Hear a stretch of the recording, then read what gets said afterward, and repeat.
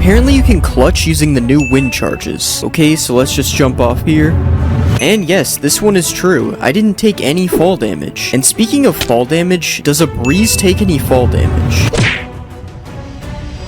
And yeah, this one is true as well. All breezes were harmed in the making of this video. Does the seed trial chambers spawn you directly on top of the new trial chambers? No, it looks like this one isn't true, unless it's invisible. Apparently alongside taking no fall damage, breezes also deflect arrows. Okay, this is insane. The breeze might be the most powerful mob, or maybe not. Can a wind charge launch TNT? Okay, so we've already clutched with a wind charge, now we're making a TNT cannon. Yeah, it works, but it doesn't really send it that far. Can you make a trampoline with dispensers and wind charges? So if we just fill a bunch of dispensers like this, and then put a pressure plate in the middle, we should get launched super high. And yes, this one is true. It sent me way higher than 8 blocks. Can you one-shot the Ender Dragon with a mace? Okay, I'm pretty sure this one is true, but I heard they nerfed the mace a bit, so I gotta try it again.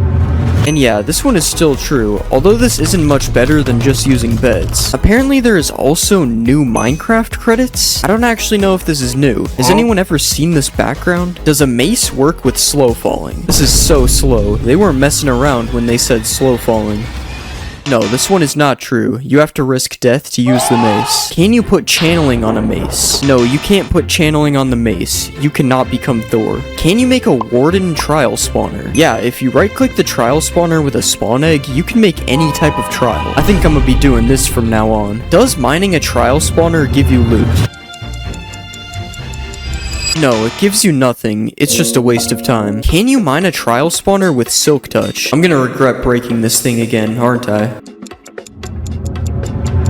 Yeah, this one is also not true. There is no reason to break the trial spawner. Apparently you can't suffocate in a copper grate. So if I just press this lever here, yeah, I'm just chilling. Kinda looks like I'm in jail though. Guys, please subscribe so I can make bail. Does a beacon beam shine through a copper grate? Yes, this one is actually true, but it doesn't change the color of the beam, unfortunately. Will the luck effect give me better trial loot? Who put cave spiders in a trial? Yeah, this one is probably not true. I don't think this is very good loot. Are spiders afraid of armadillos? So this one doesn't really make any sense. I don't know what kind of gang rivalry they have, but it's true. Will a wind charge travel forever if it doesn't hit anything? So let's throw a wind charge. Yeah, that one traveled really far, so I'm gonna have to say it's true. Can you dye wolf armor? Yeah, this one is true. Now dogs can finally have some drip. And apparently you can also dye horse armor? I've never heard of this before, so let's see. Okay, it obviously doesn't work with diamond, but let's check leather. Yeah, this one is true. Has this always been in the game and I'm just stupid? Every time there's a new update, we gotta try to jeb underscore a mob. Nope, you cannot get rainbow dog armor. What about putting an armor trim on dog armor? No, this one is also not true, but it's understandable, because that would be too much drip, honestly. Apparently mobs can't see you through copper grates, so I'm just gonna put myself in jail for the second time this video. And yeah, the mobs just can't see me. I guess these fences really work. Can you break a decorated pot with a firework? So I've heard of breaking these with projectiles, but not a firework. And yeah, this one is true. That's actually really cool. And not only can you break one decorated pot, apparently you can break multiple at once.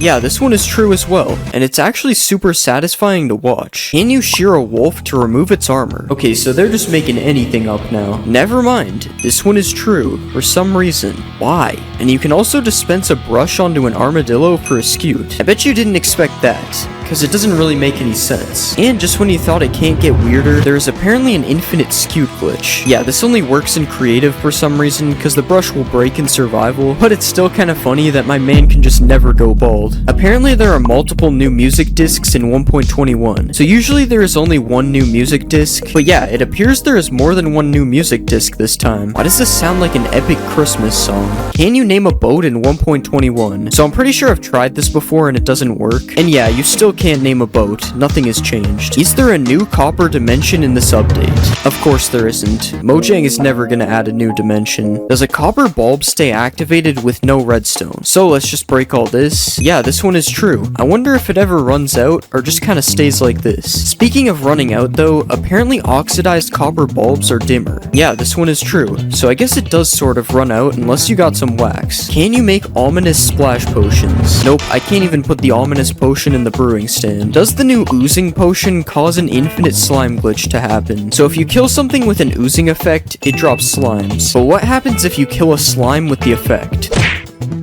This doesn't work. I'm not even sure if they can get the effect. Can you run through cobwebs with the weaving effect? Okay, so it doesn't let me fully run through them, but it's definitely faster. Hold on. Yeah, this is kind of true. It's definitely making me move a bit faster. Apparently you can slow down time in Minecraft 1.21. Yeah, this is true. You just have to type this command to do it. And the same works with speeding up the game as well. These pigs need to chill. I don't know what they've been feeding them. And if you just want to freeze the game completely, apparently that works as well. Yeah, you just type /tick freeze and the game becomes frozen. This cow will feel this pain forever. Does the new trial key open iron doors? This one is false. It's used for the trial vaults instead. A way better use than doors. Speaking of doors, can a breeze open them? Come on, shoot the door already.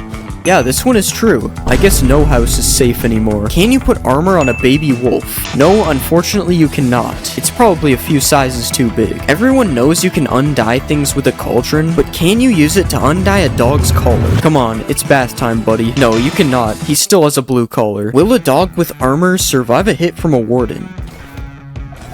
Okay, he survived a lot more than one hit, and it looks like he can even survive a hit with no armor as well. Still didn't seem to help him that much though. Okay, we got a lore update from earlier. Apparently you can breed armadillos with spider eyes, and now it makes sense why the spiders are scared of them. Okay, it still doesn't really. I mean, the spider is at least double the armadillo's size. Will a zoglin attack an armor stand? Okay, this one is just stupid, but let's try it. Nah, there's no way. What about a hoglin? Hoglin seems unfazed. Yeah, I'ma just leave these guys to it, I guess. Can you use a wind charge to move dripstone? So we tried this with TNT earlier. And yeah, this works with dripstone as well. Can you punch a wind charge back at a breeze? So just like a ghast, apparently I can hit this thing back. Yeah, it's true, which makes me question why we can't do this with blazes. Another thing to do with breezes and blazes is they both have rods, and the rods just don't look the same when you hold them. This isn't a myth, it's just something that really annoyed me when I found out. Will trial spawners spawn mobs when there's light? So if you light up a normal spawner, we all know it won't spawn any mobs. But this is not the case for trial spawners. Apparently you can shoot through a copper grate, so this has never worked with anything else before, but let's try it. No, this one is not true. Is a bog able to breathe underwater? Yeah, I don't think this guy's gonna drown anytime soon, so this is true. Is there hidden rooms in the new trial chambers? So I actually already know this one is true, because I found these in my build hacks video that I made for 1.21. Can I wear a heavy core on my head? So the heavy core does kind of look like a mob head, but unfortunately you are not able to wear it as a hat. This is false. Apparently the ender pearl has a new sound. Yeah, I'm pretty sure it didn't make any sound before, so this is true. Will an armadillo die in a snow biome? Let's just place our armadillo here. No, it doesn't seem like it. I think he's chilling, literally. There is a new setting to disable the splash text on the title screen. Yeah, this is true, and I honestly don't know why. Like, why would you want to do this? Is there a new bat texture in Minecraft 1.21? Yes, there is a new bat. Apparently you need silk touch to mine a chiseled bookshelf. Okay, so we have a silk touch axe and a regular axe. Wait, it actually doesn't mine with the regular axe, and it mines with silk touch. Why is that a thing? I'm assuming that's a glitch, because that's really weird. Can a sniffer egg float? Yeah, it can float. Is there something the sniffers are hiding from us? Wait, will the egg hatch in the air?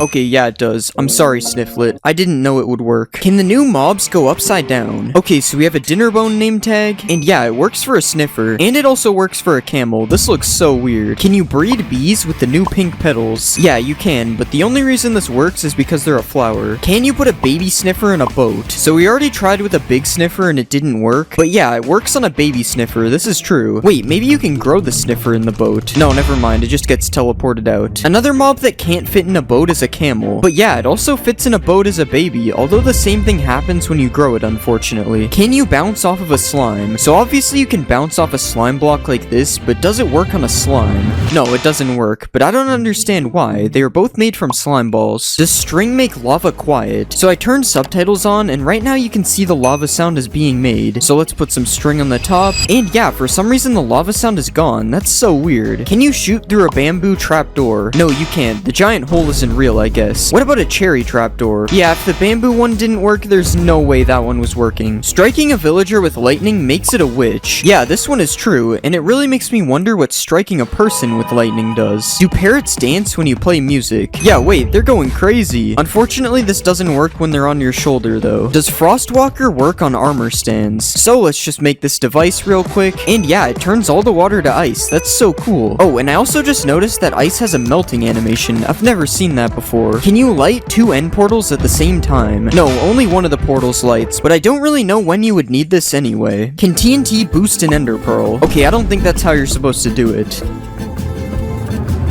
Yeah, I don't know if it made it go any further, but it definitely got boosted. Do frogs eat silverfish? No, it doesn't look like they eat these guys. This one is false. Can you hoe dirt on top of a chest to open it? So we have dirt, and we have a chest. And as you can see, it can't be opened. And yeah, hoeing the dirt makes it open. This one is true. Can piglins use a totem of undying? Here you go, man. Take the shiny object. I think it has to be a baby, because the big ones are already holding something.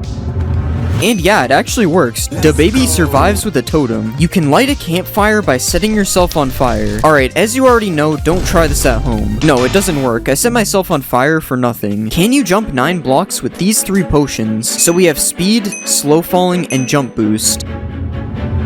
And yeah, it works. I jumped 9 blocks. Apparently mobs can't climb azalea leaves, so I am able to climb these leaves just fine. But yeah, the stupid zombies can't get in. This one is true. Apparently 2 wardens can't kill a witch. So let's put a witch in a cage like this. And yeah, the wardens attack the witch, but it never dies because of its potions. It's true. Can you put powdered snow inside leaves? So everyone knows you can waterlog leaves like this, but what about powdered snow logging? No, you can't. It's false. Can a zombie piglin spawn riding a strider? So let's just spawn a bunch of striders. Yeah, it's true, and he even has a fishing rod thing to control him as well. Can you trap animals with trapdoors? So if we put a bunch of trapdoors like this, and then spawn some sheep inside, they shouldn't be able to escape. Yeah, they can't follow me. I guess we know why they're called trapdoors now. Does reinforced deep slate protect you from the warden? Okay, so I already have darkness. This isn't looking good. Okay, yeah, he hit me. This one is not true. You can run underwater with mud. This one sounds stupid, but yeah, it's true. Allays drop items on note blocks. Okay, so if we give him a diamond and then throw some diamonds over here, he should drop them on this note block. Yeah, it actually works. That's so cool. Can a dog survive a hit from the warden? So in order for this to work, I have to tame him. And yeah, it's true. The dog survives a hit. Can you make an iron golem underwater? No, you can't. What about a snow golem? Okay, yeah, the snow golem works, but I don't think he's making it out of the water. What about a wither? Yeah, this one is definitely not possible. I can't even place the heads. Do ocelots attack chickens? This one is kind of weird, but it's true. Oh, and they even sneak up on the chickens when they are really far away. That's kind of cool. Apparently a dog's tail shows how much health it has. So as you can see, his tail is all the way up. Now let's do some animal cruelty. And yeah, his tail is all the way back down. And you can even see that I healed him and his tail went back up. This is true. Can fish live in mangrove roots? Okay, that one didn't work. But yeah, it works when I click on the bottom. He's inside of the mangrove roots. Do pumpkin stems always face west? So if I place one pumpkin down, it's kind of facing west. It's more northwest though. And yeah, each one of the stems faces the same direction. This one is true. What about sunflowers? Do sunflowers always face the sun when you place them? So it looks like they're facing the sun right now, but let's try moving the sun. And no, they still face the same way. This one is false. Can you use eggs to break leads? Yes, you can, and this works with pretty much any projectile except for fishing rods. For some reason, they just do this. Apparently, bats don't drop XP. Alright, let's try to kill this guy with a bow.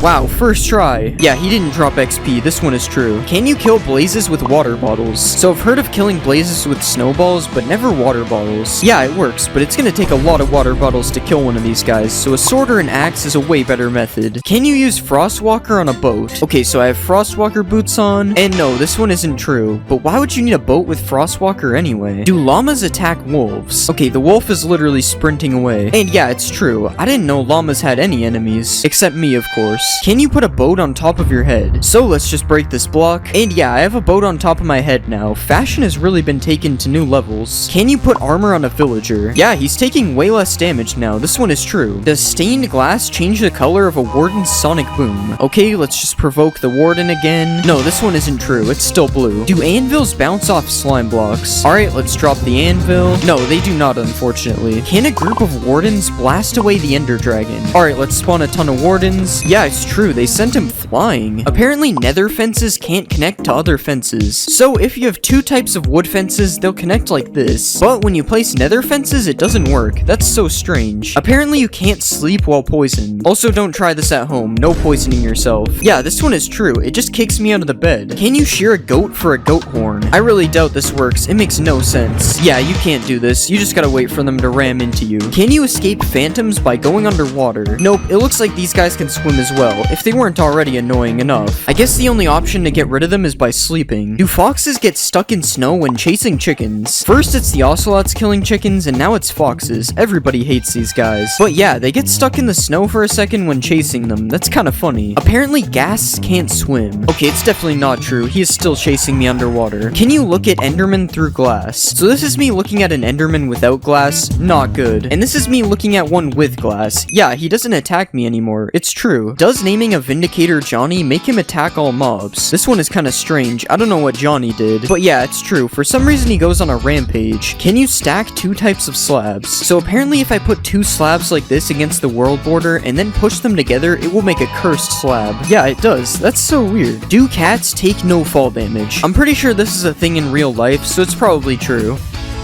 Yeah, it's true. He just eats that fall. Will tadpoles follow you if you hold a slime ball? So we know that this works with frogs, and yeah, it also works with tadpoles. This one is true. Can a warden survive a max height fall?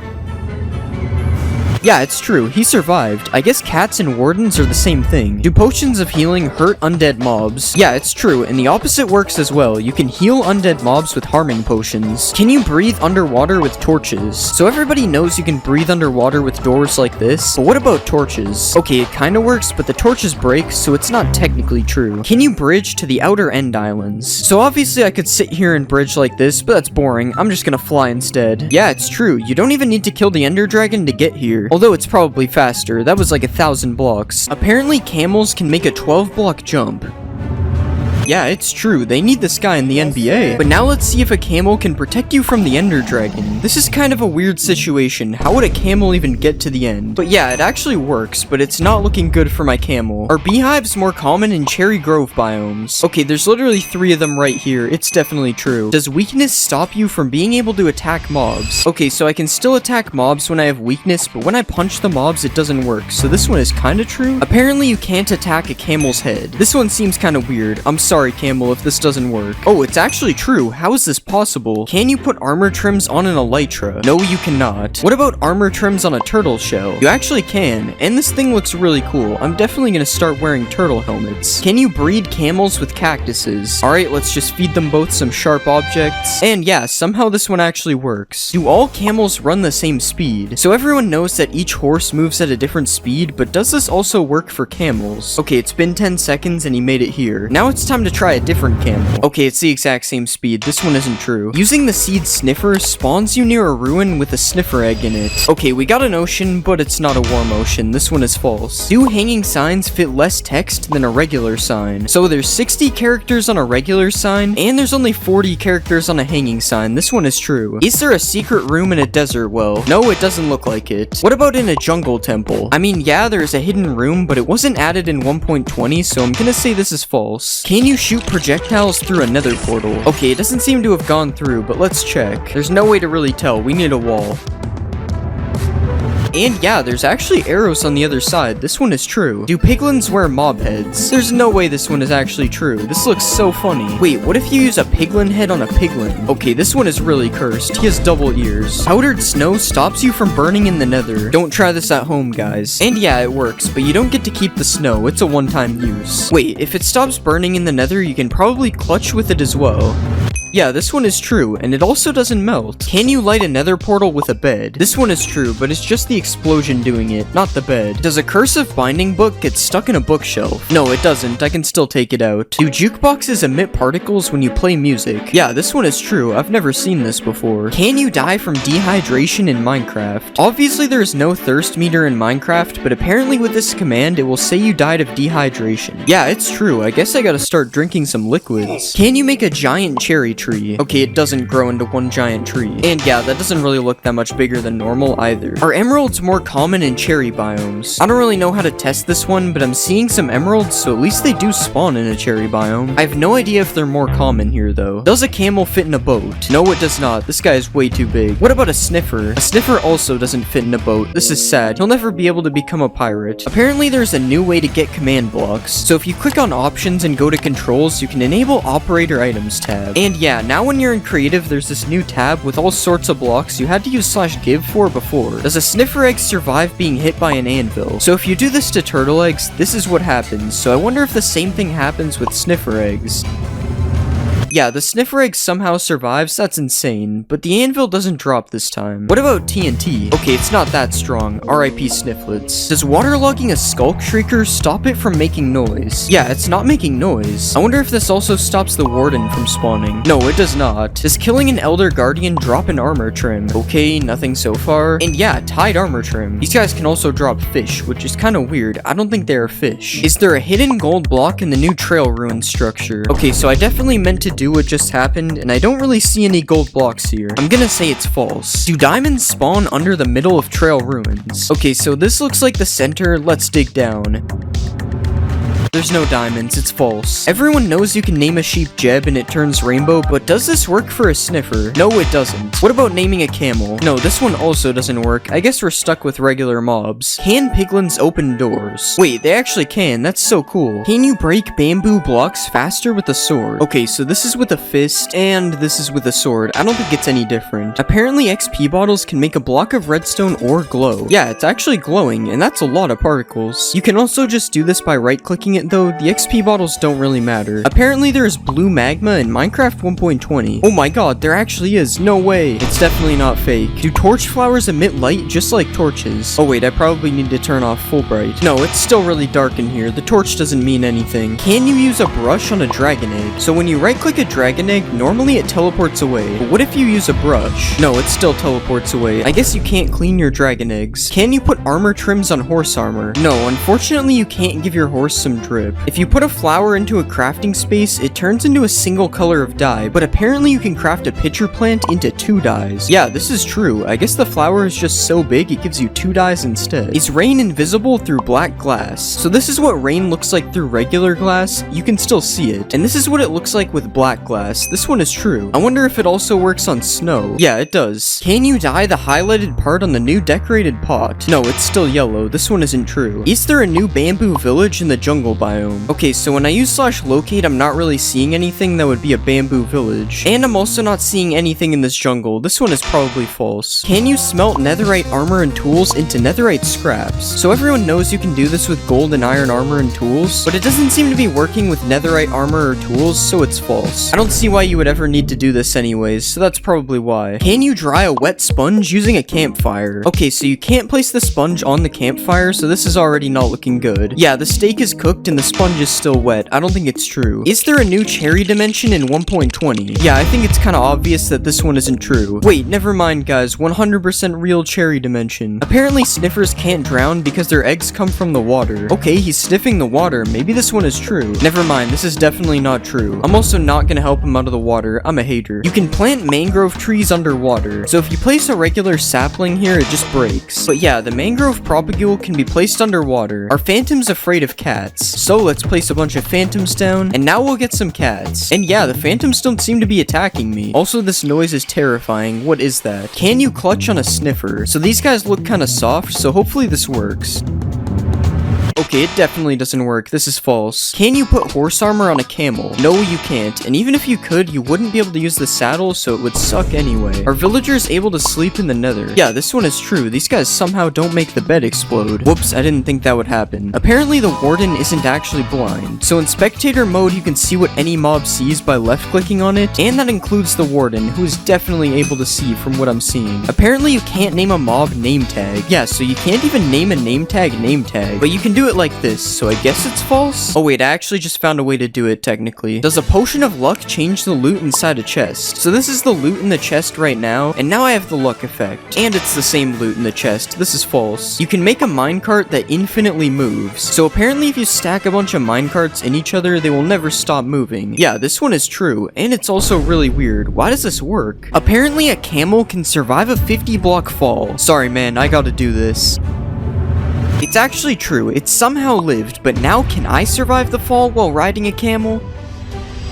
Okay, this one isn't true. The camel did not absorb my fall. Can a camel prevent you from being hit by mobs? This one is true. They're not hitting me. But I'm curious if this also works on the warden. Okay, it actually doesn't look like he can hit me. Wow, the warden's getting a little close. Naming your seed Cherry Blossom spawns you in a Cherry Blossom biome. It's true, but it's the smallest Cherry Blossom biome I've ever seen. Are all sheep pink in a Cherry Blossom biome? This one isn't true, but let's just pretend it is. It looks a lot better this way. Can you undye leather armor using a cauldron?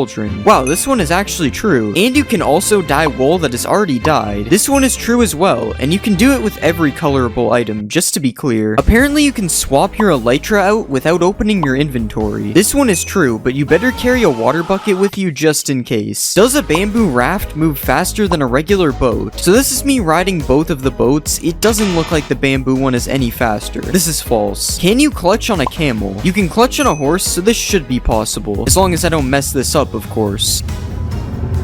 And yes, you can do it. This makes up for him killing me earlier. You can dye a camel's saddle. Nope, this one isn't true, but it would be cool if it was. Apparently, mobs can't jump over hanging signs. So I've placed a fence of hanging signs around me, and now let's see if all these zombies can get to me. Okay, they can. This one is definitely not true. If you place a hanging sign like this, apparently mobs can't follow you through it. And it's true. Who knew zombies were this stupid? The nether portal animation is fixed in 1.20. So this is what the animation used to look like, and now it's supposed to stop the animation from playing again when you go through. Yes, this one is true. Can a piglin head prevent you from being attacked by piglins? No, it can't. We've already seen this. They don't accept me. What about if you wear armor with a gold trim on it? Nope, it appears I still have a 5-star wanted level. What about if you wear gold armor with a trim on it? Okay, this one was obviously gonna work. They gotta respect a man with some drip. A piglin head flops its ears when it's powered by redstone. This one is true, and also kinda weird. Does this mean mobs are powered by redstone? Apparently a dragon head can now open its mouth. This one is also true. I honestly have no idea if this one is new or not though. I don't usually wear a dragon's head. There is a new Vex in Minecraft 1.20. So this is what an old Vex used to look like. Kinda scary if you ask me. And this is the new Vex. This one is true. It kinda looks like an evil Allay. Speaking of evil Allays, does the new Vex attack Allays? Okay, it doesn't really look like they attack each other. They're just chilling. Does a sniffer egg hatch faster on moss? So here's my egg on moss, and here's the regular egg. Now we just wait.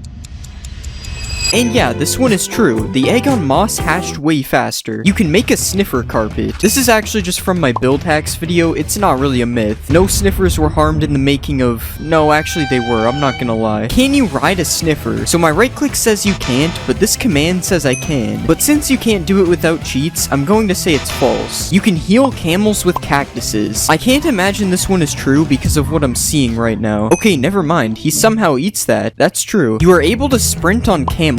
This one is true, but you might not notice it if you use toggle sprint since it just sprints by default. Can sniffers dig for seeds in the nether? He's sniffing the air. I wonder what he's got a hold of. Okay, just ignore that. I don't know how that got here. Yeah, this one is false. He isn't digging for anything. Apparently there is a new built-in resource pack. Yes, there is high contrast mode, but all it really does is edit the UI and nothing else changes. Jukeboxes can emit a redstone signal. Let's just pick out some quality music here. Yep, this one is true, and I may have also summoned Herobrine. If you punch a decorated pot, it won't break. Yes, this one is true. It just drops the pot instead of the shards. And speaking of shards, can you copy them like an armor template? No, this one unfortunately isn't true. You're gonna have to find these manually. Are you able to craft a plain pot using just bricks? Okay, it's a good thing I'm bricked up for this myth. Yes, this one is true. I now have a lot of plain pots. Apparently you can get the ward armor trim for killing the warden. Okay, this is taking way too long. I'm just using the command. No, he still drops the skulk thing, whatever it is. The new damage looks like bedrock. Yeah, this is true, unfortunately. I don't really like how this looks. Also, you can apparently change the amount of shake when you get hit. Okay, this one is also true, and this looks even weirder, honestly. It kind of looks like I'm in Spectator. Can you get apples from a cherry wood tree? Okay, so far this one isn't looking good. Yeah, I broke all the leaves on the tree and not a single apple. This one is false. Apparently, you can now edit signs. Okay, yeah, I already knew this one was true, and along with editing signs, you are also able to write on the back of them. And you can right-click them with a honeycomb, and it makes it so you can't edit them anymore. That one I actually didn't know. That's pretty interesting. Do chiseled bookshelves increase enchantment levels? Okay, so we have filled them all with books. Now let's see if it increases the levels. Nope, this one isn't true. Can you fill chiseled bookshelves using hoppers? Yes, you can do this, and apparently you can also put plants in pots using hoppers. Okay, I don't think it's true. There's a new cherry blossom villager variant. No, there isn't, which means there probably isn't a cherry blossom village either. But it would definitely be cool if they added one, because this biome is a little boring. Can you use silk touch to mine suspicious blocks? Okay, so we tried it on gravel and it didn't work, and it also doesn't work on sand. This is false. Apparently there is a new potion of luck in Minecraft. There actually is a potion of luck. When applied, +1 luck. I don't really know what that means, but hopefully it doesn't turn me into a leprechaun. Can you transport pets on a camel? So I don't really know how you would do this. I'm assuming my dog would just get on the camel, and it isn't. So this one is false. Are you able to swim on a camel? Okay, it's kind of working, but he's sinking slowly, and yeah, it kicked me off. I want to say this one is false, but it's also kind of true, because he can swim for a second, so I don't know. If you put a mob head above a note block, it will play a sound from that mob. Yeah, this one is true, and it works for every mob, including the skeleton. That was definitely real. Another thing you can apparently do is optimize your world. Yeah, this one is true, but I don't really know what it does. I think it's supposed to be for older worlds, because it didn't really seem to do anything. Can a sniffer survive a hit from the warden? Okay, so we have our sniffer and our warden. We just gotta wait for this guy to find him. He's kind of blind. Okay, the sniffer died in one hit. This one isn't true. But what about a camel? Can a camel survive a warden? We just gotta wait for this again. Oh, and it actually worked. A camel can survive one hit from the warden. Camels really are just built different. Does spawning a cow in a cherry blossom biome make it a mulip? No, it does not. Is there a secret room in the desert temple? Yes, there actually is in the back corner, and this is what it looks like. Are there new potions in Minecraft? So the potions aren't new, but all the colors are changed, and I'm honestly not a fan of this. Like, why is night vision green? Who did this? You no longer have to spam place paintings. Yeah, all the paintings are now selectable by their variant, so now it's a lot easier to get which one you want. This isn't really a thing in survival though, so you're still stuck spam placing them if that's the case. Is the bundle in Minecraft 1.20? There is still no bundle in the creative inventory, but you can still give it to yourself with a command. I wonder when they will finally add this thing. Apparently hanging signs don't break when you break their supporting block. Yeah, this one is true. How is this even possible? This is definitely an illegal building technique. Apparently armor stands now have arms. Okay, so the logic behind this one is that it has arms in a smithing table. But no, the armor stand doesn't have arms. Does landing on a sniffer egg break it? No, either the sniffer egg is really strong or I'm not heavy enough. It's probably the first one. Can you ride a baby camel? No, you can't, unfortunately. But can you put chests on a camel? You also can't do this, but you'd think a mob this strong would be able to do that. Apparently, frogs follow you if you hold slime balls. Okay, so I don't think this one is 1.20 related, and I also can't even tell if it's true. Yeah, it's probably true. He seems to be following me. There is a new way to change your GUI scale. Apparently, if you hold control and scroll at the same time, it changes your GUI scale. Okay, so nothing is happening right now, but what if we try it in the options menu? Now it's working. Yeah, this one is true, but you're already in the options menu, so it's not really that cool. Apparently, if you drop a totem of undying on the ground and land on it, you will live. Alright, so we got our totem here, and let's just drop it all the way down, and let's just fall down on top of the totem. Oh my god, that actually worked. What? Apparently you can MLG into a cauldron. Alright, let's just go up on top of the cauldron, and we'll fall all the way down. And no, this one does not work. I still would have died. Apparently, naming a rabbit Toast changes his skin. So let's just get our Toast name tag, and we'll place a rabbit like this, and let's just name him.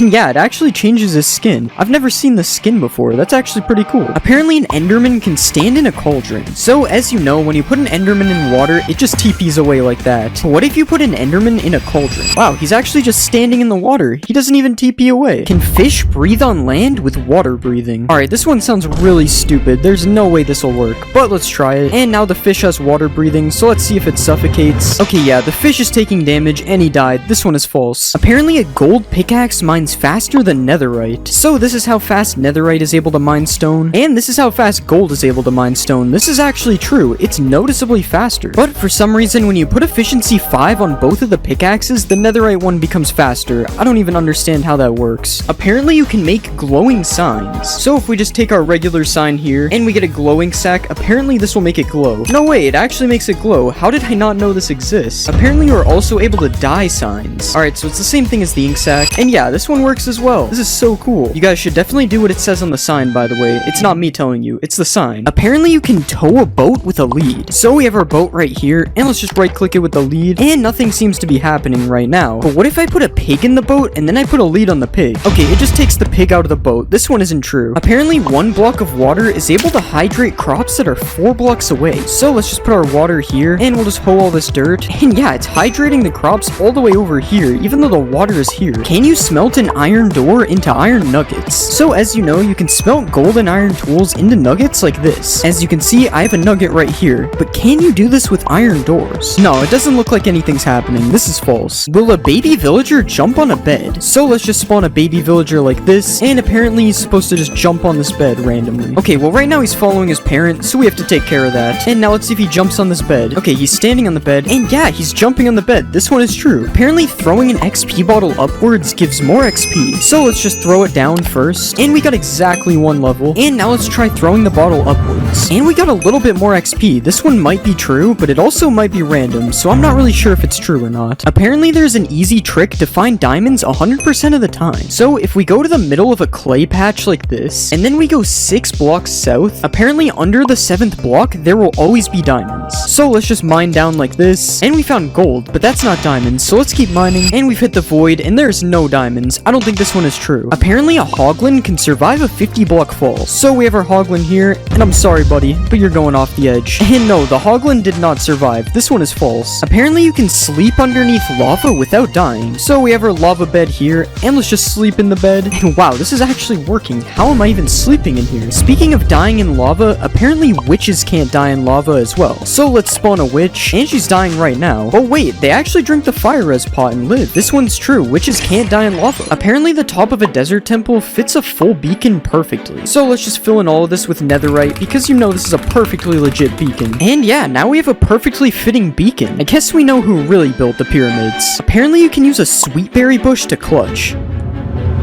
And yeah, this one is true. I took no damage. Apparently a shield can block splash potions. So let's put a harmful potion in this dispenser, and let's just hold our shield out like this.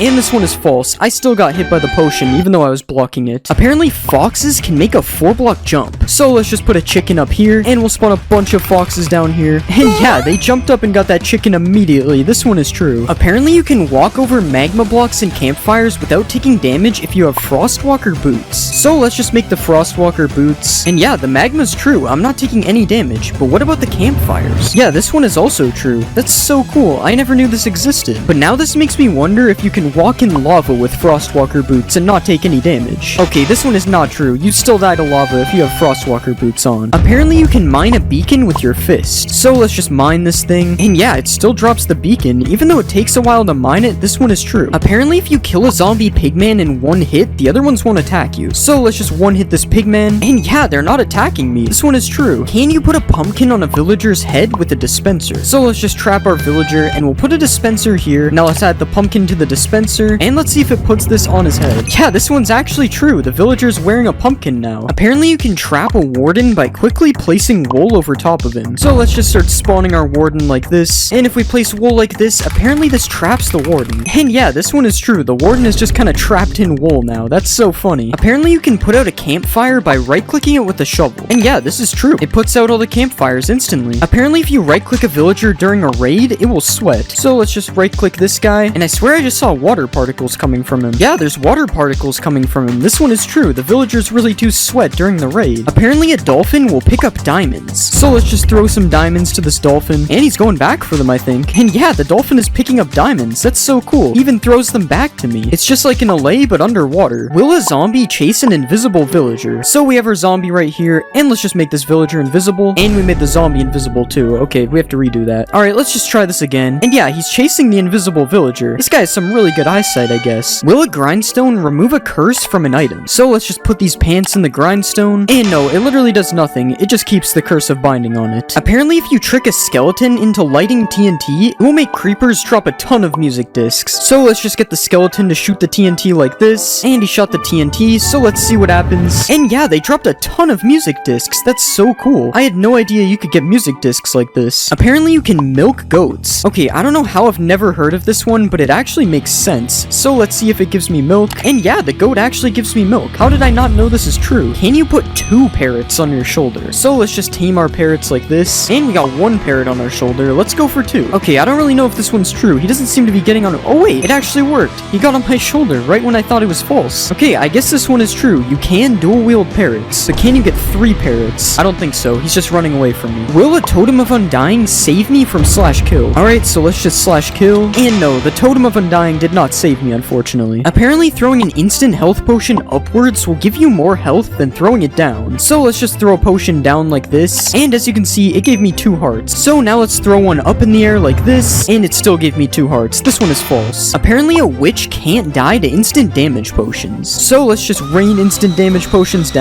And yeah, the witch is just drinking instant health and it's countering it. This one's true. Can you make suspicious stew with a wither rose? So let's just put all these things in the crafting table. And yeah, you can make suspicious stew with a wither rose. This one is true. Will lightning turn a mushroom cow into a brown cow? So let's just spawn a lightning bolt. And yeah, it turns it into a brown cow, but not the brown cow you would expect. It's actually a brown mushroom cow. Will a baby piglin ride a baby hoglin? So let's get our baby hoglin right here, and we'll spawn a ton of baby piglins. And now let's see if one of these guys rides the hoglin. Okay, nothing is happening so far. Oh, and one of them actually is riding on the hoglin. This is true. And wait, multiple of them are stacking on top. You can make an entire piglin stack with this. This is so cool. Does soul fire do double the damage of regular fire? So let's just stand on the fire, and as you can see, it did half a heart to me. But now let's try standing on soul fire. Yeah, the soul fire does 1 heart, and the regular fire only does half a heart. This one is actually true. I had no idea. Apparently a flame bow can ignite a campfire. And yeah, that ignited the campfire. This one is true. Can you walk on powdered snow with frostwalker boots? Okay, so this one would make a lot more sense than magma, so let's see if it's true. And no, it doesn't look like it's true. I've sunken in the snow. Apparently new emerald armor was added in 1.20. So obviously there was no new emerald armor added in 1.20, but you can put this armor trim on a full set of diamond armor. And as you can see, it kinda looks like emerald armor, even though you can still see the diamond a little bit. So I'll say this one is partly true, I guess. Apparently if you breed 2 different colors of sheep, it'll combine their colors. So let's just breed these sheep, and it should make a purple sheep. And yeah, this is true. Now we have a baby purple sheep. This is kinda cool. Apparently you can farm crops in the nether. Okay, I'm not really sure why this would work, but let's just give it a try. Okay, and it kind of looks like these are hydrated somehow. Okay, I somehow placed 1 seed, but I'm not able to place seeds in these ones. That's so weird. So I guess this is partially true, I guess. I'm not really sure if this will actually grow. Apparently hostile mobs can't cross over rails. So let's just place some rails on the ground like this, and we'll spawn a bunch of zombies. And yeah, it looks like they can't get me past these rails. This one is somehow true. Apparently items can sink through mud into hoppers. So let's just throw some diamonds through here. And yeah, it looks like they sunk through the mud. Apparently if you ride in a minecart and then sleep in a bed, it'll make you sleep on the floor. Okay, it doesn't look like it worked. I'm pretty sure I'm still in the bed. This one is false. Apparently there will always be a lush cave underneath an azalea tree. So let's just try to find an azalea tree like this. Okay, and we finally found an azalea tree, so now we just have to mine underneath it. So let's just start mining down. And yeah, we've landed in a lush cave. This one is true. Apparently the warden can't kill you on carpet. So let's just stand on a carpet like this, and it's already looking kind of bad. I have the darkness effect. Okay, the warden is literally standing right beside me. There's no way he doesn't kill me, right? Okay, yeah, he's getting angry. Okay, yeah, that one's false. I don't know who thought of that. There's no way that was gonna work. Apparently you can make infinite water with only 1 water bucket. So if we place a block like this, and then mine out 4 like usual, and then we place our water right here, apparently if we put kelp on these blocks, it'll make an infinite water source. So let's just put kelp all over here, and it did change the water. So let's just break this, and yeah, now we have infinite water from only 1 water bucket. That's so cool. Will a totem of undying work in the void? So let's just fall into the void.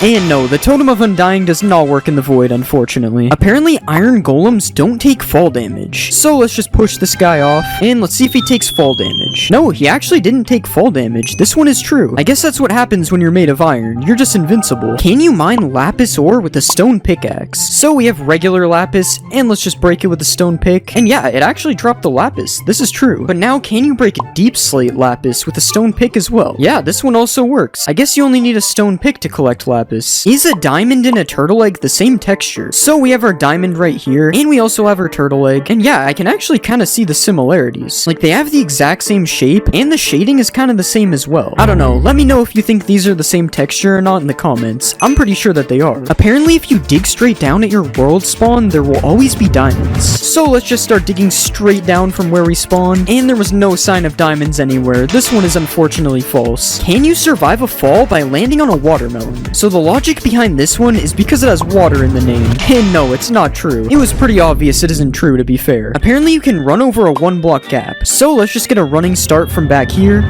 And no, I fell in the lava. Alright, let's just try it a few more times. And wait, I actually just ran right over the lava. Somehow this one is true, but it only happens sometimes. So I would still be careful if there's 1 block of lava like this. Apparently you can survive 4 anvils dropped on your head. So we have 4 anvils up here, as you can see. And let's just break the wood block that's holding all these anvils up. And yeah, I somehow survived 4 anvils getting dropped on my head. Although I'm stuck in the anvils now, so I'm not really sure if this is a good idea anyway. Apparently if you throw diamond armor into lava, it will turn into netherite. Alright, so let's just throw a full set in here. And yeah, this one is definitely not true. If you fall for this, you deserve it, to be honest. Apparently netherite armor can survive lava though. So let's just throw our netherite armor in. The netherite armor actually swam back up. This one is true. Can you combine 2 different types of stairs by putting them in the border? So let's just place our 2 stairs like this, and we'll put a piston behind them, and apparently this will combine both of the stairs. Yeah, this one is true, and this is so weird. Like, look at the 2 stairs mixing right here. I'm pretty sure this is not supposed to happen. Apparently turning a shulker invisible will make him lose his shell. Yeah, this one is true, and this looks so weird. There's literally just this little head right here. Apparently you can spawn a giant slime. So apparently using this command, I will spawn a giant slime. So let's just try it. Oh my god, this slime is massive. Yeah, this one is definitely true. I would not want to run into this slime in my world. This guy is huge. And along with a giant slime, apparently you can spawn a giant magma cube as well. And yeah, it literally works the same as the slime, and I actually have no idea where he just went. He just flew away. Like, look when he jumps, he just completely disappears. This one is definitely true. Do zombie pigmen crush turtle eggs? So we have our zombie pigmen here, and yeah, they're literally just crushing the turtle eggs. That's kind of mean. I don't know why they would do that. Will a skeleton turn to a stray if you trap it in powdered snow? Okay, he's shaking, and yeah, he turned into a stray. This one is true. Are you able to turn the wither invisible? Alright, let's splash him with invis, and no, we can still see the wither. And honestly, that's kind of good. The wither would be absolutely terrifying if you could make him invisible. If you smelt a wet sponge and you put a bucket underneath, apparently it'll fill the bucket with water. Yeah, this one is actually true. I guess if you need water and you only have a wet sponge, this is a good way to do it. Can you put a shulker box into a shulker box? Nope, you cannot. I'm clicking, as you can see, and nothing is happening. This one is false. Apparently you can mine a dragon egg if you put it underwater. Okay, so as you know, you can't normally mine a dragon egg, so let's see if this works. Okay, no, the dragon egg just teleports away. This one isn't true. If you throw a trident with loyalty on it, and then you fill your inventory, apparently it'll chase you. So let's just throw our trident really far away like this, and now let's fill our entire inventory up quickly, and apparently the trident will just chase us, and yeah, the trident is just flying around me. This is so weird. Look at what it does when I stand still. This is so funny. Apparently you can't blow up a nether star, so let's just light this TNT, and yeah, this one is true. The nether star just flew away, but it didn't explode. Will lightning turn a red mushroom into a brown mushroom, similar to how it does that with the cows? Alright, let's just summon a lightning bolt, and no, this one isn't true. The mushroom is still red. Will looting work if the sword is in your offhand? So let's just put this sword right here, and we'll hold out another sword, and let's kill the mushroom cows with our diamond sword instead. Alright, that one just dropped 2 beef and 1 leather. What about this guy? Alright, 1 beef and 1 leather. I don't think it's true. Looting would give way more. Apparently, if you type excited ZE into the crafting table, it changes your language. And yeah, wait, everything is completely different. I'm pretty sure it changed my game to pirate language. What is this? this. Can a blaze light a campfire? So let's just get this blaze to shoot at us. Okay, yeah, he hit the campfire and it actually lit it up. This one is true. Apparently you can infinitely tower with powdered snow buckets. So if we place one like this, and then we stand on the top, and then we place another, we can grab the first bucket from the bottom, and then build up like this, and then we can just keep doing this. And as you can see, this is true. You're able to infinitely tower with powdered snow. This is kind of cool. Apparently there's a game rule that will completely disable the warden from spawning. And yeah, this is true. There's a game rule called do warden spawning, and if you set it to false, the warden will no longer be able to spawn in your world. Can a bee survive a hit from the warden? Alright, I honestly have no idea how this one would be true. I mean, how is a bee gonna survive an entire warden? Okay, it looks like the warden's found him. Oh, and he's getting angry. And no, the bee did not survive a hit from the warden. This one is false. Will a camel protect you from taking damage from a ravager? So let's saddle up our camel, and we'll just go in survival like this. And no, this one is not true. I'm still being hit by the ravager. If you jump on a cactus, you can jump 2 blocks high. Alright, so we've placed our cactus in our 2-block jump, and I'm assuming I just have to do this, and hopefully I'll be able to jump 2 blocks. Alright, I don't really know about this one, but I'm pretty sure that this works with fire, so let's just keep trying it. Come on, surely it'll let me jump 2 blocks. I don't know, maybe I'm just bad, but I'm gonna have to say this one is false. It's not working for me. Apparently Skulk can't spread in water. So we have our Skulk catalysts right here, and let's kill this skeleton, and as you can see, the Skulk spreads, but apparently if there's water here, it won't spread, so we have to try this. Alright, let's just place water all over the Skulk, and we'll put down another skeleton, and this one's not true. I'm pretty sure I saw it spread. Yeah, this one isn't true. It's spreading underwater. Apparently if you give an allay an item, it can't explode. So we have our allay right here, and we'll give him a diamond, and now let's place a ton of TNT all over the place, and we'll just put some diamonds here so we can go get them, and we'll light the TNT.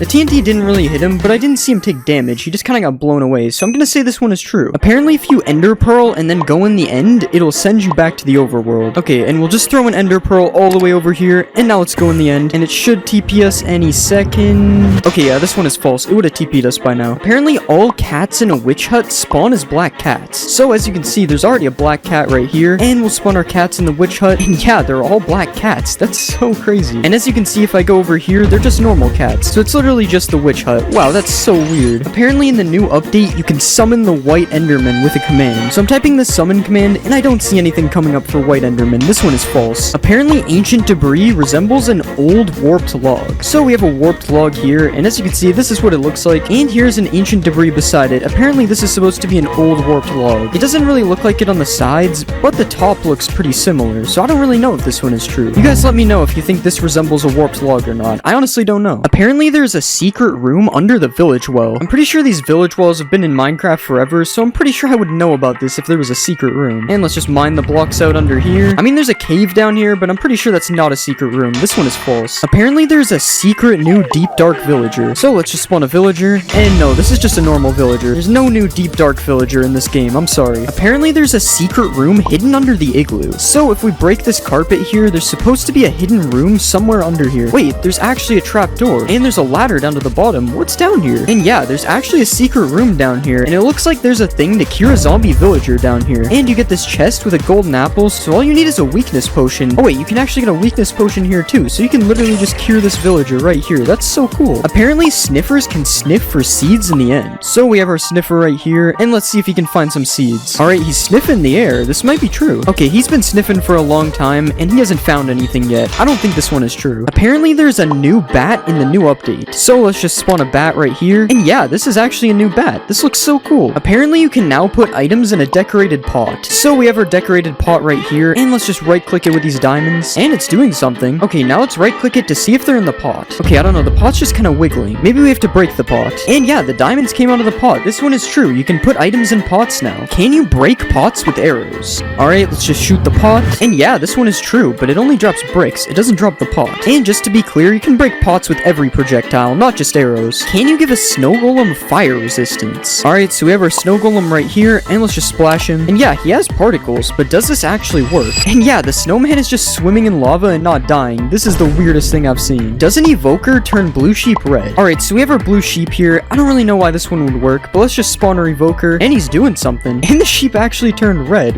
What? Why doesn't this guy like blue sheep? Can you survive a 50 block fall with feather falling 4 boots? So let's just put feather falling on the boots, And now let's just fall down this 50 block platform. And no, I died. Apparently putting a pumpkin on your head stops Enderman from attacking you completely. So we have our Enderman right here, and let's just put a pumpkin on our head, and now let's fight the Enderman. Okay, yeah, he's hitting me. This one is definitely not true. The Enderman still attacks you when you have a pumpkin on your head. It's only good for looking at them. Apparently harming potions ignore armor. So that did 5.5 hearts. Now let's put armor on. Yeah, it did the same amount of damage. I guess armor is just useless. Apparently you can trap and kill the warden with powdered snow. Alright, he's trapped. And it's working. He's dying. Okay, this is kind of sad. I'm gonna help him out. Apparently you can repair an iron golem. Oh, I can't hurt this one. Sorry, bro. Wait, it actually repairs him. I almost certainly thought this one was fake. It sounds so stupid. Apparently you can sleep underwater. Let's just make it night. Wait, how does this work? Bro, I'm amphibious or something. What? You can make a 2-block jump with a bubble column. I'm going higher, but it's not 2 blocks. Oh, you have to run at it for it to work. And it's actually pretty consistent when you have the timing. Hitting a mob through fire sets the mob on fire. Nope. Pretty sure I would have known about this if it was true. You can shoot fire arrows through the bottom of a lava cauldron.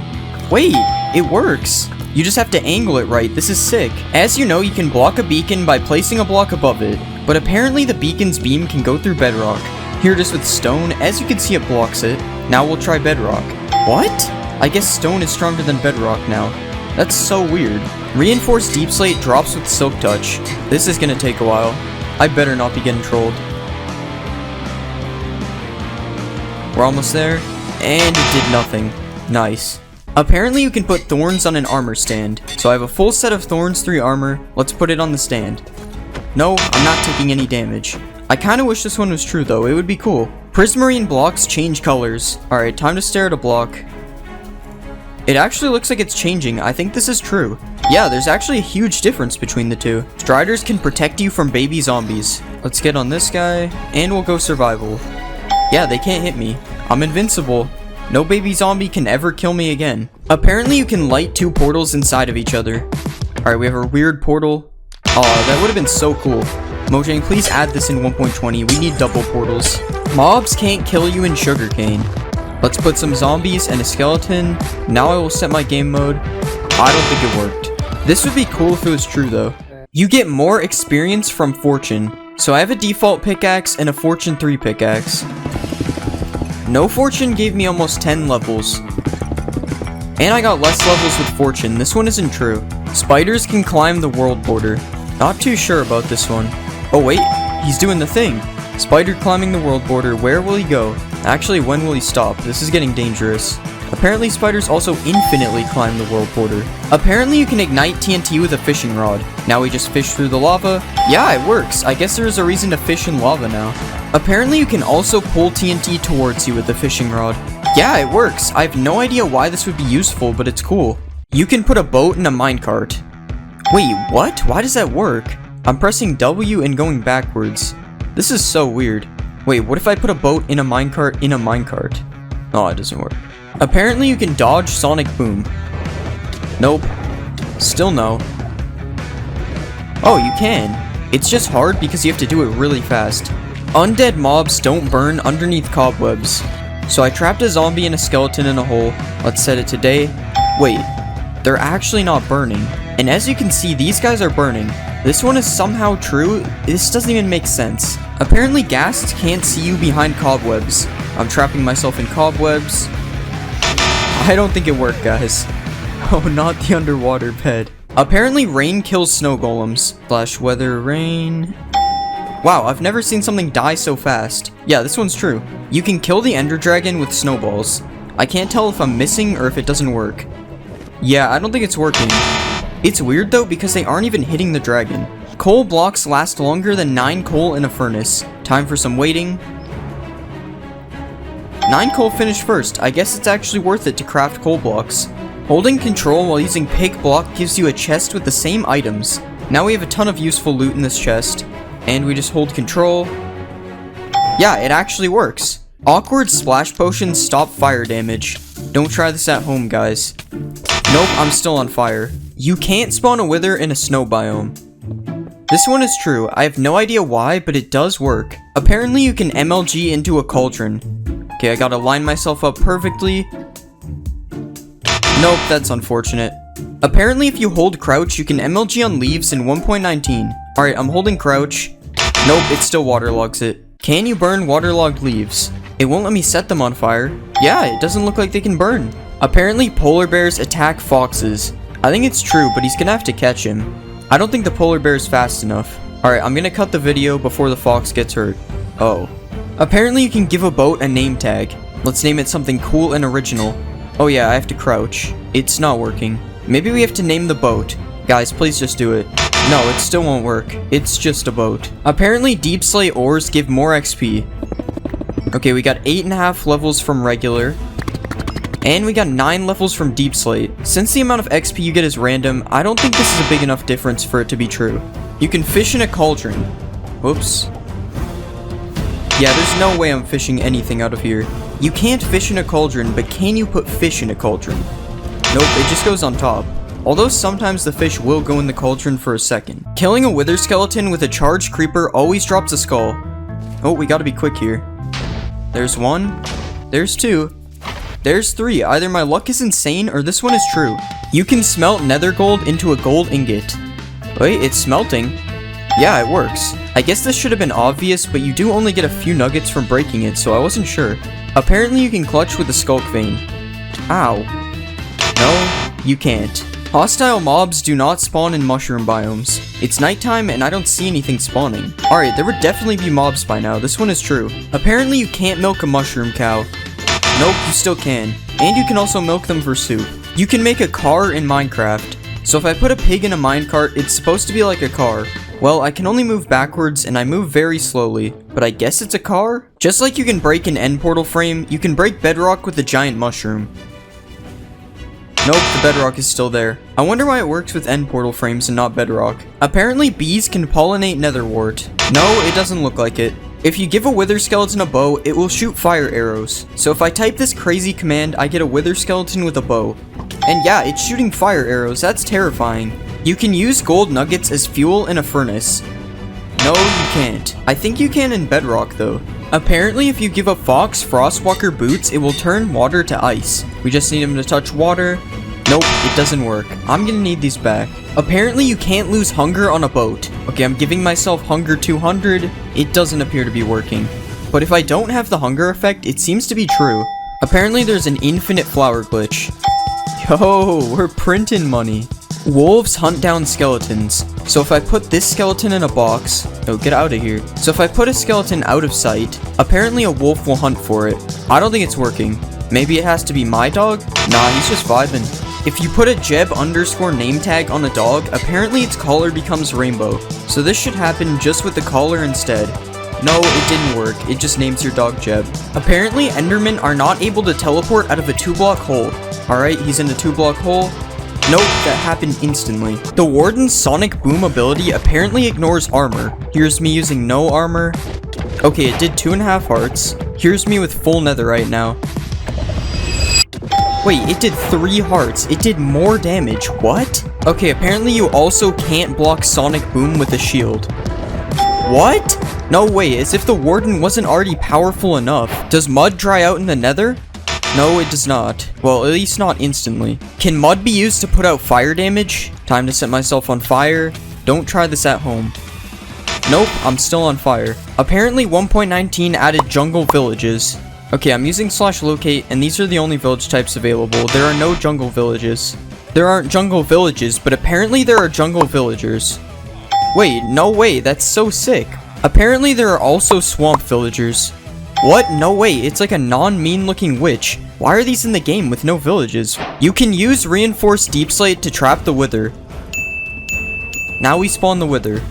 Will it get out? No, it seems to be stuck. Even in survival, it won't come get me. But I guess this would only be useful if you could mine reinforced deep slate, but it's still cool. If you place your own shrieker, it can't spawn a warden. So I've placed my own shrieker. And yeah, it's been 3 times, and nothing has happened. This one is true. Apparently, there's a new portal in the deep dark. Let's light this. Wait, what? Okay, obviously I'm joking. This is a texture pack. Apparently, you can heal Vexes into LAs by giving them milk. Alright, I'm giving him milk and nothing is happening. This one is fake. Can you use goat horns to call goats over to you? He's looking at me. No, it does not work. He's not coming over here. Do you need silk touch to mine a skulk sensor? Alright, nothing dropped with no silk touch. And it drops with silk touch. This one is true. Okay, I found out I'm supposed to use a hoe and not a pickaxe. I don't want to hear it. You can now place water inside of leaves. So just like a sign or a slab, I should be able to do this on leaves. Yes, it works, and it doesn't even flow out either. That's so cool. Swift Sneak makes dive mining faster. So that was me mining without Swift Sneak. And yeah, I mean I move faster, but it doesn't make me mine any faster, so I would say this one isn't true. If you spawn a frog in a jungle, it becomes a poisonous frog. Alright, here's the smallest jungle ever. Spawning a frog. Nope, it does not seem to be poisonous. Apparently, LAs can mine diamonds for you. So if I give an LA diamond ore, it's supposed to mine diamonds for me.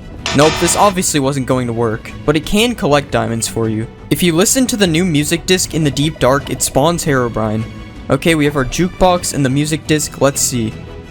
I don't really see anything around here. Oh my god! There's nothing. Herobrine was removed a long time ago, guys. Right? The new music disc can be used to light the portal in the deep dark. Nope, nothing is happening. And this disc is scary. I'm turning it off.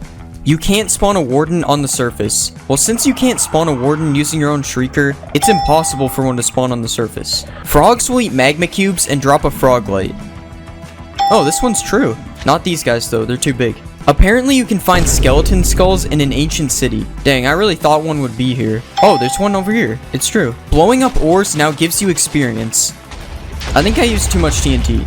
Let's try just one. And it works, the XP dropped. Furnace minecarts now work like regular furnace blocks. Alright, I'm right clicking it and nothing is happening. Let's try it with food in my hand.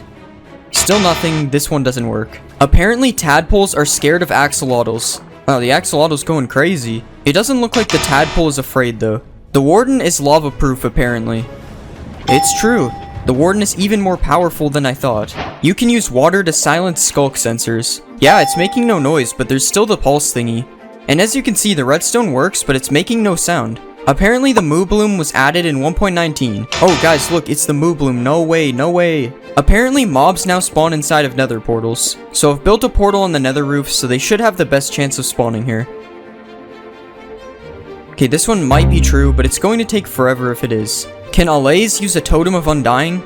We'll just put some lava. Nope, we'll put some lava. Wow, this guy's fast.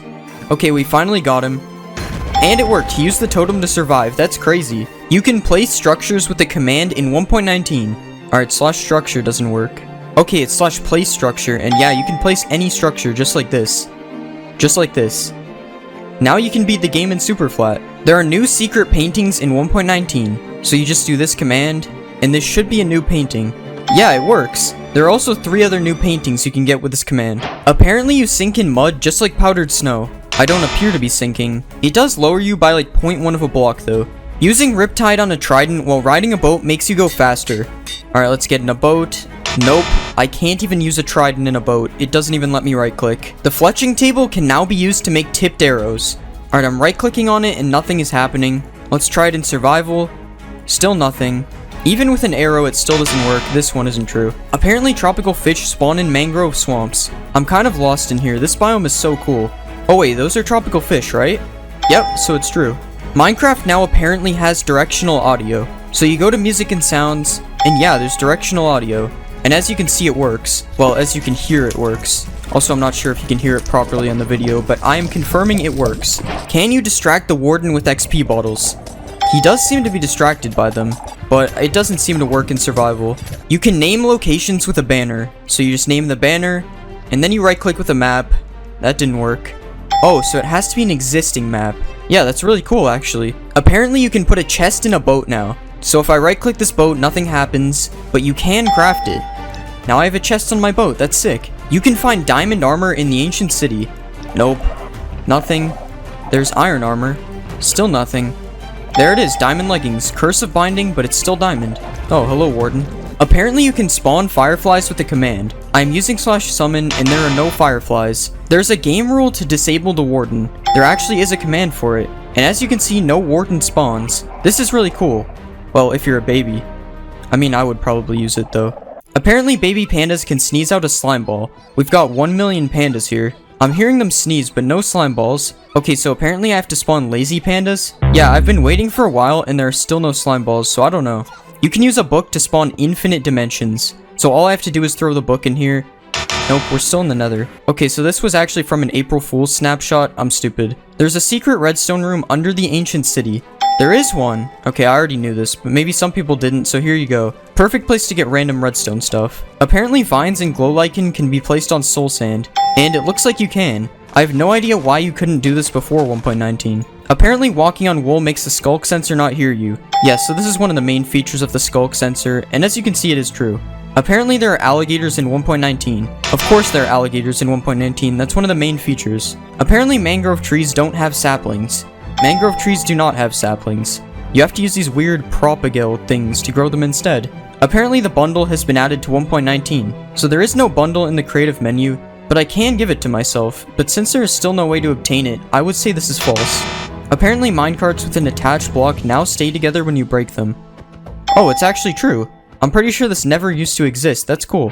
Apparently you can use cheats in survival without enabling them. So as you saw, I made a world with cheats off. Yeah, it does nothing. I don't know why this would work. Apparently there's an advancement for killing a mob near a skulk catalyst.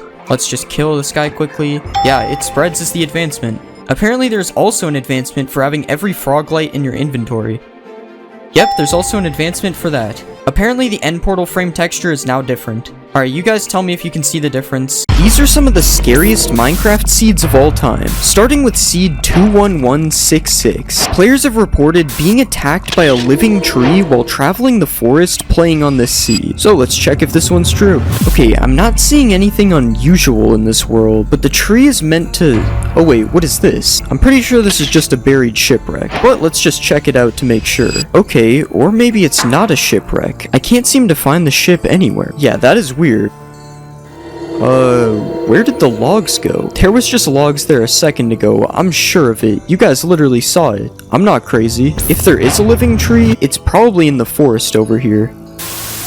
Okay, you can't tell me you guys didn't see that. I swear the water was just turning red for a second. Okay, we're going into creative. I'm a little scared now, not gonna lie. Wow, there's a village over here. Maybe we should check that out. This village seems perfectly normal, other than the portal going through this house right here. Yeah, I'm sure that this is a coincidence, especially this one block up here. Look at this guy, he's trapped in the house. Alright, let me help you out, buddy. Wait, what? Where did he go? Also, why is there a bunch of tree blocks in here? Did a tree spawn in the middle of this house? Or do you guys think the living tree put this stuff here? Okay, that noise might have been him telling me that I was right. Yeah, we're getting out of here. Okay guys, that water was definitely red. Like, you guys can't tell me you didn't see the red water there. Well, at least he can drink the red water instead of drinking me, I guess. But yeah guys, in the original story, it said that the tree lives inside of the forest. So enough is enough, we're checking out the forest. If there is anything weird in this forest, it's gonna be really hard to see because of all the trees around here. So you guys need to keep a lookout for anything strange in case I don't see it. Hold on, do you guys hear that? It sounded like someone was breaking wood, and it definitely wasn't me. I mean, this is what it sounds like when I break wood. And is that redstone in the walls? Okay, I'm 99% sure redstone cannot spawn here. Something is up. Wait, what was that? What just happened? How is it nighttime right now? What just happened? I swear it was just day. Okay, I'm really not liking this. There's a lot of sounds, a lot of weird things going on.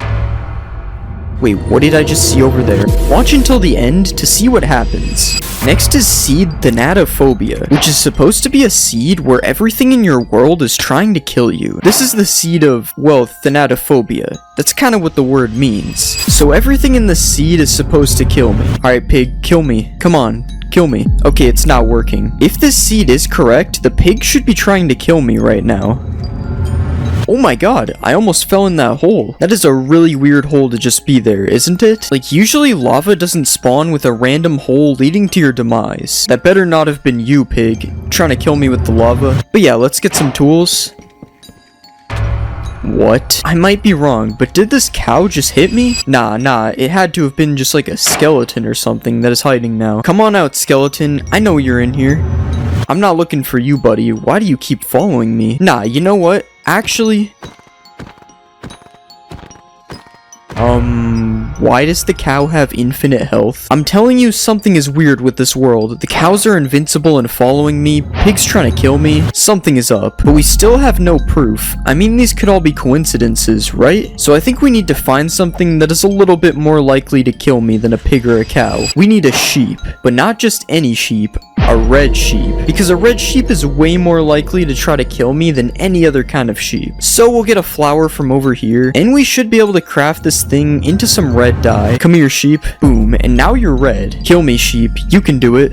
Or maybe not. For a seed where everything is supposed to kill me, nothing is really killing me. Whoa, what was that? Okay, not really sure where a dripstone would have come from. Maybe the sky is trying to kill me. Yeah, that is so weird. There's literally nothing up there and it just dropped from the sky. I don't know, guys. The red sheep didn't work. The cow and the pig didn't work. I might have to say this one is busted. But wait, what is that over there? How did I not see this before? Was this even here before? Okay, now this is weird. I've seen villages before, but never have I just seen a single village house in the middle of nowhere like this. Yeah, this is so strange. Is anyone even in the house? Hello? Anyone in there? Okay, that is not the floor of a house. That is in fact death. Somebody needs to get some insurance, because something happened to this house. This is not okay. Wow, one more step forward and I would have died. And just as I was about to say this seed was busted. Okay, we're gonna go down here, but we have to be careful. I'm not taking any chances. If there was a giant death hole in the house, who knows what could be at the bottom. Okay, and it's just a normal cave at the bottom. This is so weird. I wonder who put this house here. It must mean I'm going in the right direction. I'm gonna put some blocks at the entrance right here, just in case I backtrack so I know where I am. You know what's really weird about this cave? The fact that I haven't seen any hostile mobs in this cave at all. Like, a cave usually has a ton of mobs in it, but this one seems to have none. Okay, why are there a bunch of dripstones on the roof like this? Am I crazy, or does this look exactly like a dripstone trap waiting to happen? Like, if I was under here, someone could just break one of these, and boom, I would be dead. Yeah, I'm just gonna take care of these real quick. I've been traveling this cave for a while now, and there's been no luck. Like, if everything was trying to kill me, this would be the perfect place for it to happen. Hold on a minute. Is this not the entrance to the cave from earlier? Wait, how did I end up going in a circle? I swear I don't remember backtracking at all. But I know this is the entrance because of the blocks I put here, and also this giant... Hold on a minute. Why is there lava coming from the entrance to the cave? Okay, now this is really weird. How would lava just randomly spawn exactly where I entered this cave? Okay, we need to find another way out of here. I am done with this seed. I did have my suspicions at first, but this confirms it. This seed is definitely out to kill me. Yeah, we just need to find an exit out of this cave right now. I swear I'm hearing noises right now as well that definitely weren't there before. Come on, where's the exit to this cave? It feels like it's just endless. Come on, exit please. Hold on, what is that? Why is there a villager, and why is he naked? Hello, random villager. What's going on, man? Surely you know a way out of here, right? Like, you're gonna help me, right? Why is he just staring at me menacingly? Wait, hold on. It's a death villager? Oh my god. The villager, the house, it's all making sense now. Never trust a villager. Yeah, this seed is definitely real. Do not play this seed unless you want to get killed, because what just happened? Coming up next, we have the seed of the endless desert. It is said that when you create a world using seed desert with numbers like this, there will be an infinite desert. Yeah, this is not a desert. We spawned in a plains. I guess this is myth busted then. But wait, there's also a chest right here though. Did I turn on starter chests? Why would I turn on starter chest? There's no way I did that. And yeah, we got some starter stuff. Wait, is that a saddle? Okay, I'm 90% sure you can't get a saddle from a starter chest. And I don't think I even turned on starter chests to begin with. This is so weird. Whatever, I guess we keep exploring this plains. Maybe it will turn into a desert. Let's pretend that the grass is dead bushes right now, and I'm breaking dead bushes. Okay, wait. Tell me why there is camels inside of a plains biome. I'm telling you, camels do not spawn in a plains. Is this a new 1.21 feature? Like, what's going on? I'm not even on 1.21. There just should not be any camels here. Maybe we can use one of these guys, though. Hey man, you want a wait. Where did they go? I'm telling you guys, there was literally just 3 camels right here. How did they disappear? Like, 1 disappearing? That would make sense. 2 of them? Now that's a little weird, but 3 disappearing? Something has to be up with this seed. Well, I guess we just keep exploring then. Weird things are happening on the seed, but none of them seem to be desert related at all. It could be possible that we just haven't found the endless desert yet. Maybe it's like a backrooms type of thing. You have to fall into it. But yeah, there's nothing else really weird going on as of right now. Like, let me know if you guys see anything weird. I feel like if the seed is supposed to be cursed, we should be seeing it. Is that a desert well? Okay, yeah, apparently there's a desert well in the middle of this plains. First we had camels, and now we have a well. But this well isn't telling us how to get to the infinite desert. Oh well, you guys get it? Maybe we throw a piece of gold into the well, kinda like how people throw coins into fountains. We gotta go into creative for this. Come on, gold, bring us to the infinite desert. Okay, it just did nothing. That is lame. Maybe we could try diamonds? Diamonds is the best offering I have. Now show us the desert. Did anyone hear that? If I look up and there's a desert all of a sudden, I'm gonna leave the world. Okay, there's no desert. For a second, I thought that sound actually meant something. I guess it was just a cave noise or something. Okay, at this point, I'm probably gonna have to say this one is busted. I mean, I've been looking around for a while, and I still have yet to even see a desert. The desert things in the plains is the only real evidence we have of this being true. And even then, those could just be a glitch or something. Oh hey, we found a yellow sheep. Aren't these supposed to be rare or something? Wait, yellow sheep? That is not something that can spawn in Minecraft. Like, I've heard of a pink sheep, but yellow? No. That's weird. There's just one yellow sheep. Oh wait, the sheep died. What happened to him? He was just fine a second ago. Who killed the yellow sheep? Why would you do this? Oh well, I'm sure that was just nothing. Nothing to be concerned about. Just a yellow sheep dying in the middle of nowhere. Totally normal day out here. Okay. That is not supposed to be here. Like, camels? Maybe that's normal. A desert well? A little strange. But a whole pyramid? Yeah, that is definitely not normal. Maybe we finally found the entrance to the endless desert. Okay, why is there more yellow sheep inside of this pyramid? What is with these yellow sheep? Let's check for anything weird on the top before we go down into the bottom. I know there's a secret room in here that was added in 1.20, so we can check that out. Okay, nothing really weird so far. Yeah, nothing is really weird with this room. It seems perfectly normal. What about on the sides here? Oh wait, why is this blocked off? Usually there's an entrance here, so what's behind this? Oh, there's a bunch of diamond blocks. I wouldn't exactly call this scary. This is more like exactly what I would be looking for if I started a new world. Like, yeah, just give me these free diamonds. Thanks, Desert Temple. And there's also more blocks on this side of the temple, but this time they are gold. Well, this is more of a secret room seed than a scary seed, I guess, but we still do have one more place to check. The bottom of the temple. Now, usually there's a TNT trap down here with some chests, but after seeing those 2 rooms, who knows what will be down here. Yeah, it just looks the same as usual. We got 4 chests with normal loot and the pressure plate. Do I dare step on the pressure plate? Guys, what do you think? Is it a good or a bad idea to step on this pressure plate? Alright, whatever. Let's just do it. Let's blow up the cursed desert temple. Okay, it just blew up like normal, guys. So I guess this seed is busted. Nothing weird is going on here.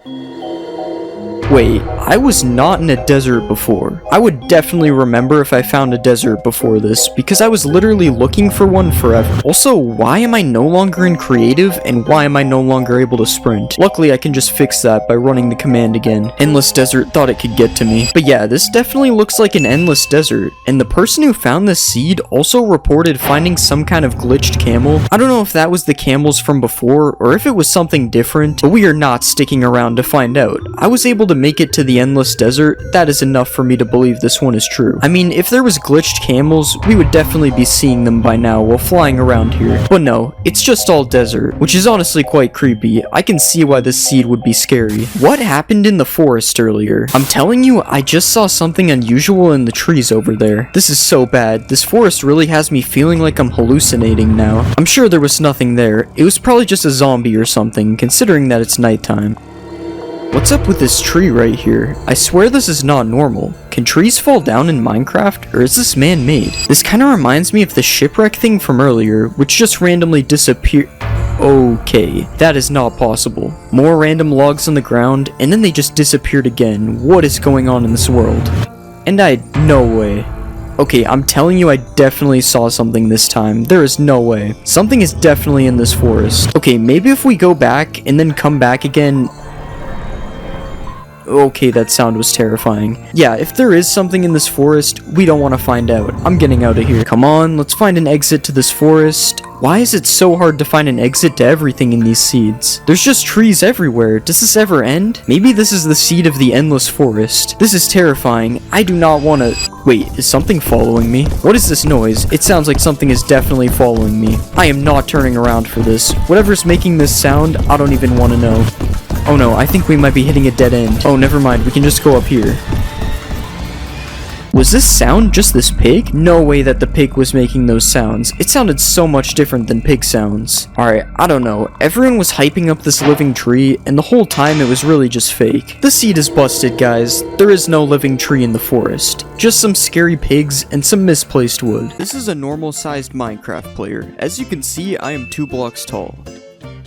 And now I'm just 1 block tall. I lost half my size from dying. So the goal for today is to beat the game in small mode. And that starts with us getting some wood, kind of in the way that an ant would. Okay, we're not actually that small yet, but we will be by the end of the video. Alright, let's put down our giant crafting table. I kind of wish the tools were bigger in my hand. It would look kind of funny if the pickaxe was just normal size, even though I'm tiny. Wait, this is kind of funny. I can just stand under the dirt right here. I don't have to mine out 2 blocks. It's like I'm crawling, but I'm still walking. Alright, now that we got some tools, let's check out this shipwreck here, and then we'll go to that village, because we're gonna need some iron in order to get to the nether so we can beat the game. I'm pretty sure the shipwreck should have a chest, and yeah, we got some iron and a diamond already, and we also got smithing templates. I don't think we're gonna need any armor trims, but I'm grabbing them anyway. And this chest has some food, and of course we got a treasure map, just in case we want to go look for it. It's actually in the same direction that I'm going, so I'm probably gonna go get that. I'm interested to see how I will look in a boat. Yeah, I'm not really sure how I'm rowing the boat. Yeah, something's a little weird here. Alright, we made it to the giant village. Let's get some giant hay bales, and now we can make some giant bread. Okay, once again, the bread's not actually giant, but I wish it was. Giant villager, giant golem, who I'm not going to try to kill because I already got my iron. Alright, and we have more than enough iron, honestly, if we're just trying to go to the nether. And water breathing, I'm sure that'll be useful in the nether. Hey, this is honestly pretty good pace for tiny world record. Get a little bit more wood while we're here. And now we just gotta find a lava pool to go to the nether. I wonder what fighting mobs is like. Alright, that seemed pretty normal. I was wondering if maybe I'd get like less reach from being tiny. Okay, that's not exactly what we were looking for. That's also not what we were looking for, but I'll take it. Getting stuck in these holes. There's 2 veins of diamonds before lava. 3 if you count the one I mined. Wait, I'm actually gonna end up full diamond in tiny mode. Okay, that was kind of weird. Maybe I just missed the hit. Okay, really? Just let me mine the diamonds, man. And then there's another one? Dude, stop. Okay, we have 13 diamonds without even trying. I'm just gonna make a pickaxe, honestly. Yeah, I think my reach might actually be a little bit less. Or maybe it just looks like it because I'm small. Let's make a little bit of diamond armor, because why not? Like, we didn't need these diamonds anyway. Nah, this just doesn't make sense at this point. I think I'm X-raying. We're doing a full diamond speedrun in tiny mode. Yeah, I think this is a perfect combination of armor. Okay, what is actually happening? Hey, we might as well put these armor trims to use. See, now I got drip. Okay, there's nothing in this hole. How many skeletons are there? How is there no lava down here as well? Okay, like I actually have almost made full diamond before finding lava. I need 2 more diamonds. I'm actually more committed to the diamonds than the lava at this point. Oh, there's more diamonds. If this is 2, this might be it. And it's 1. Oh, there's 1 right there. See, if I just found that instead of the 1 vein, it would have been so much better. And now I'm somehow full diamond before finding lava. Like, we finally find a lava pool, and it's just already obsidian. Alright, I have to do this method. I'm left with no choice. Alright, now that I'm smaller from dying, I should be able to see through walls. Yeah, as you can see, I can kind of see through the wall now, so hopefully we can find some lava like this. Yeah, I see some lava over there. This is totally not X-ray. This is just a feature of being really small. You can see through walls. Wait, I just realized that was the lava with the obsidian over it for sure. So we still have not found lava. Oh, a baby zombie. It's not so baby anymore. The baby zombie is bigger than me. Maybe lava was just removed. They knew lava was too big of a hazard for me when I'm this small. I see more diamonds, but I don't even want to mine them. Would this process be more annoying? Okay, see, this is where the water breathing potion comes in. See, I grabbed that for a reason. We're seriously gonna find more diamonds.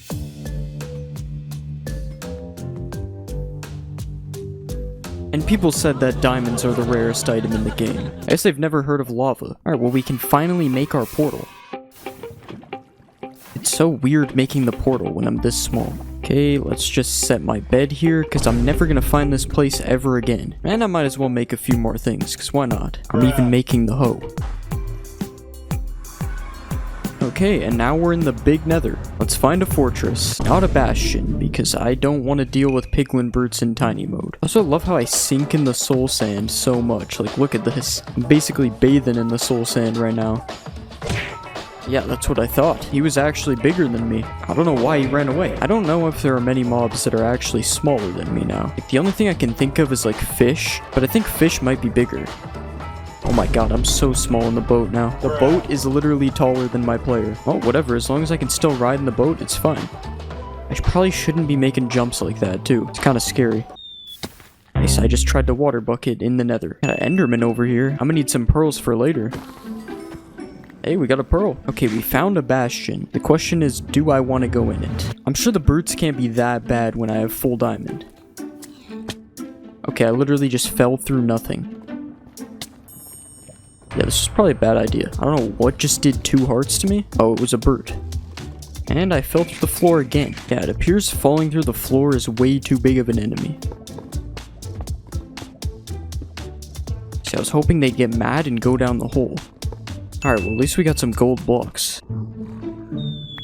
And that's not what... Wait, no, I'm good. I didn't realize I could, like, bait them into the hole like that. That's actually kind of funny. Alright, if we get our ender pearls from this, we're actually chilling. I was scared of the bastion for obvious reasons, but I think we're fine. No idea where any of the brutes went. Is there really not enough pearls? Oh no, the pearls are here. Okay, we do have enough pearls. We have 14. That should be enough. Alright, now we just gotta find the fortress. Okay, I think this is where we were. Now we just need a fortress. And it shouldn't be too hard to find a fortress, right? A lot of endermen over here. I don't usually see them in this biome. I mean, I'm gonna kill some of these guys, because why not? It's still so funny how big the boat is. Like, I literally can't see anything over the boat. Alright, time to use our soul sand boots. I wonder if I'm actually going any faster because I'm small. I would assume it's the same speed, but I have no idea. Who put skeletons in the nether? I never understood why they got added. Like, we were fine with just wither skeletons. Even the baby piglin is larger than me. God, going up mountains is just so bad. You literally can't see anything. I also wonder if fall damage is more because I'm small. It doesn't really feel like it is. Or maybe it is. That was 3 blocks and I took 1 heart. I feel like that would usually do half a heart. So maybe you do take more fall damage when you're small. Oh, and there's a fortress over here. I literally just saw that because I turned my head. I would have just kept going the other way. And we got a spawner right at the entrance. Okay, let's use our fire res. Okay, I almost just died because of that. I really gotta watch the ground, because there's a bunch of random holes that I can just fall through now. Alright, let's just get our blaze rods. Okay, they can still hit me. I was wondering if they'd be able to hit me because I'm so small. Okay, 4 blaze rods. We'll probably get 8 just in case I lose some ender eyes. I have the feeling I'm gonna lose some of them because I just won't be able to see where they go. That's the problem with being 0.25 blocks tall. You can't really see anything. Wait, how did he hit me with a fireball? Or did he just melee me from very far? Okay, there's a blaze inside of me and I just can't see it. Okay, and that's enough rods because we don't have any more pearls. So now I guess we can go back. And we do have 10 obsidian, so we can just make a portal here instead of going all the way back to our old portals. Make sure I didn't forget my flint and steel. Okay, I forgot my flint and steel. Oh wait, I have gravel. Don't know where my flint and steel went, but at least we had gravel on us still. So we can make another flint and steel and finally go back. Okay, we spawned right by diamonds. Why is there so many diamonds in this video? I'm just not even gonna acknowledge it at this point. This has got to be the most diamonds I've ever found. Yeah, I guess we just gotta go up to surface now. Even the spider is taller. See, Minecraft already had big spiders, but imagine if they were this big. Now that's a real giant spider. It's weird how when I look at myself swimming, it actually kind of looks normal. And then we get to surface, and it's this. Okay, let's just make some ender eyes. And where is the stronghold? Okay, it's this way. And our eye broke, that's great. At least we got extras. Of course it's in the direction with the most ocean. Yeah, I love being able to see where my boat is going. Is the boat always in the water like this, or is it just because I'm tiny? Okay, I'm not seeing any stronghold in the water, so that means we still got a while to go. Hopefully if it is underwater, we'll just see it. Alright, let's throw another eye. And yeah, it's still in this direction. Except I think it is a lot more to the left, so we might be close. Even the armadillo is taller. Now that is crazy. Okay, still that way. And it broke again. I'll throw another one when we get across the water. Okay, it's really close if it went that far away. And it broke again. Okay, we really just kind of got to guess where it is now. So if we break one more of these, we're not going to have enough. I think it might be like right under us. It's got to be really close. Is for it to go that far? Alright, what if we throw one here? And it broke again. Okay, we actually can't throw anymore. I kind of forgot we can see through walls. Okay, what just happened? Why'd I take damage? I forgot we can see through walls, so I can kind of look for it without using another eye. The X-ray is not working right now. Okay, maybe now is the opportunity to go even tinier. Okay, I'm literally suffocating myself with one gravel.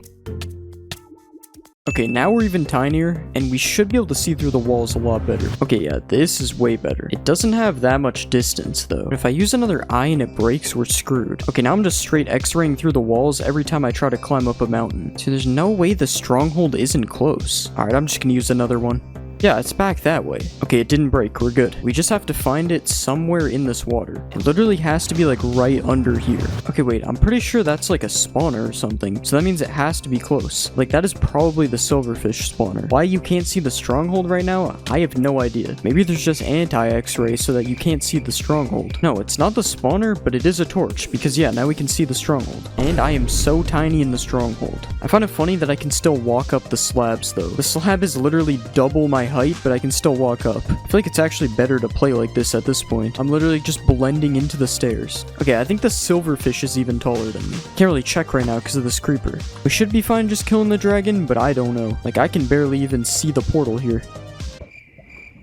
I just accidentally threw an eye. Okay, I have no idea where that went. It's fine though, because we have one extra. Alright, we managed to put all the eyes in the portal, which actually was harder than I thought it would be. I didn't think it would be hard at all. Alright, let's go through. Alright, the biggest enemy right now is the towers. Because I don't know how we're gonna break all the towers. I can't see anything. Okay, I somehow hit that one actually. I was using that as an example for not being able to see anything, but I did hit it. These ones should be easy. Well, that's also a big problem because the dragon's breath is actually kind of a threat. Okay, why is this one actually hard to shoot when you're small? Maybe I'm just dumb. Okay, yeah, that's just impossible. I'm gonna have to go up on something, but first let's get the ones down here. Hey, really? Okay, we got quite a few of them. They're actually easier to see from over here. Okay, I think we only have one left. Okay, we got them all. That was actually way easier than I thought it would be. I guess I'm just that good. And now we just bow the dragon. As long as I don't get hit by the dragon breath, we're fine. Hey, why is it so hard to shoot the dragon now? Okay, there's just way too many endermen. Okay, we gotta make sure we don't run out of arrows, because I'm actually not hitting that many shots here. Like, it's actually a lot harder to shoot in small mode. Okay, I don't even think the dragon can hit me, because I feel like I should have got hit there, but I think I might be too small to get hit by the dragon. Yeah, we really don't have that many arrows. It's not a big problem because I can just melee it, but I'm wondering if I'll even be able to hit the dragon, or if I'm just too small. This looks so weird. Okay, what is even happening? Like, are we ever gonna move? Okay, it wants me to try to melee it. Yeah, really, dude? Let's see if we can actually hit it this time. Yeah, there's no way. Okay, I can hit the body, but I cannot hit its head. Okay, I swear my dragon's broken. Like, what is happening? Which is letting me get free hits. Is that normal dragon behavior? Okay, we should be able to kill it here if it just does the same thing again. And yeah, that's the dragon. Somehow was easier than I expected on tiny mode. I swear being small like broke the dragon or something though, because I don't know why it was perched for so long. Anyways, I guess it doesn't matter how tall you are to beat Minecraft. I mean, you can literally be 0.125 blocks tall and still beat the game. I mean, you can even be however tall this is, and it still wouldn't have made that much of a difference. I am 2 pixels tall right now. This is a TV that sort of looks like plankton for some reason, and to build this, you need to place an item frame with a glass pane over a stone block, and then you have to throw 2 tridents at the top like this. You can also build a laptop using a similar setup, except using a pressure plate and trapdoor instead. Another household item you can build with a pressure plate and trapdoor is a chair, which is basically just a laptop on top of scaffolding. There's also another chair which you can build using any type of wood, but it's a little big. And there's this chair you can make as well, which actually looks pretty cool. Just make sure you don't fall through the cushion while you're sitting on it. Something that is in almost everyone's house is a chandelier. What? You don't have one? Okay, maybe it's not this fancy, but I'm sure everyone has a small chandelier that can be built like this with signs all around the outside of it. It's more like a lamp, I'm pretty sure, but calling it a chandelier makes it seem fancy. If you want to build a kitchen, you'll probably need a fridge, and luckily you can build one using quartz, some item frames with a slab in it, and some banners. And if you even want to take this a step further, you can place a dispenser behind the banner and then put some food in it so so it's more realistic. Speaking of food, you can use a waterlogged slab to make pasta like this. And you can also use a dispenser to place some armor stands inside of a slab and make a tiny grill cooking meat like this. If you eat too much food, you're gonna want to use the bathroom, and luckily you can make a toilet by placing a diamond helmet as water under a stair like this. And after using the bathroom, you might want to light some scented candles, which you can make really long by placing an end rod underneath. Finally, you can make a garbage bin that actually works by placing a bunch of paintings around a cactus. And if for some reason you want a large clock in your house, you can build one by placing some slabs on the side, a slab and sign like this, a block with an item frame on top, and then a bell in the middle.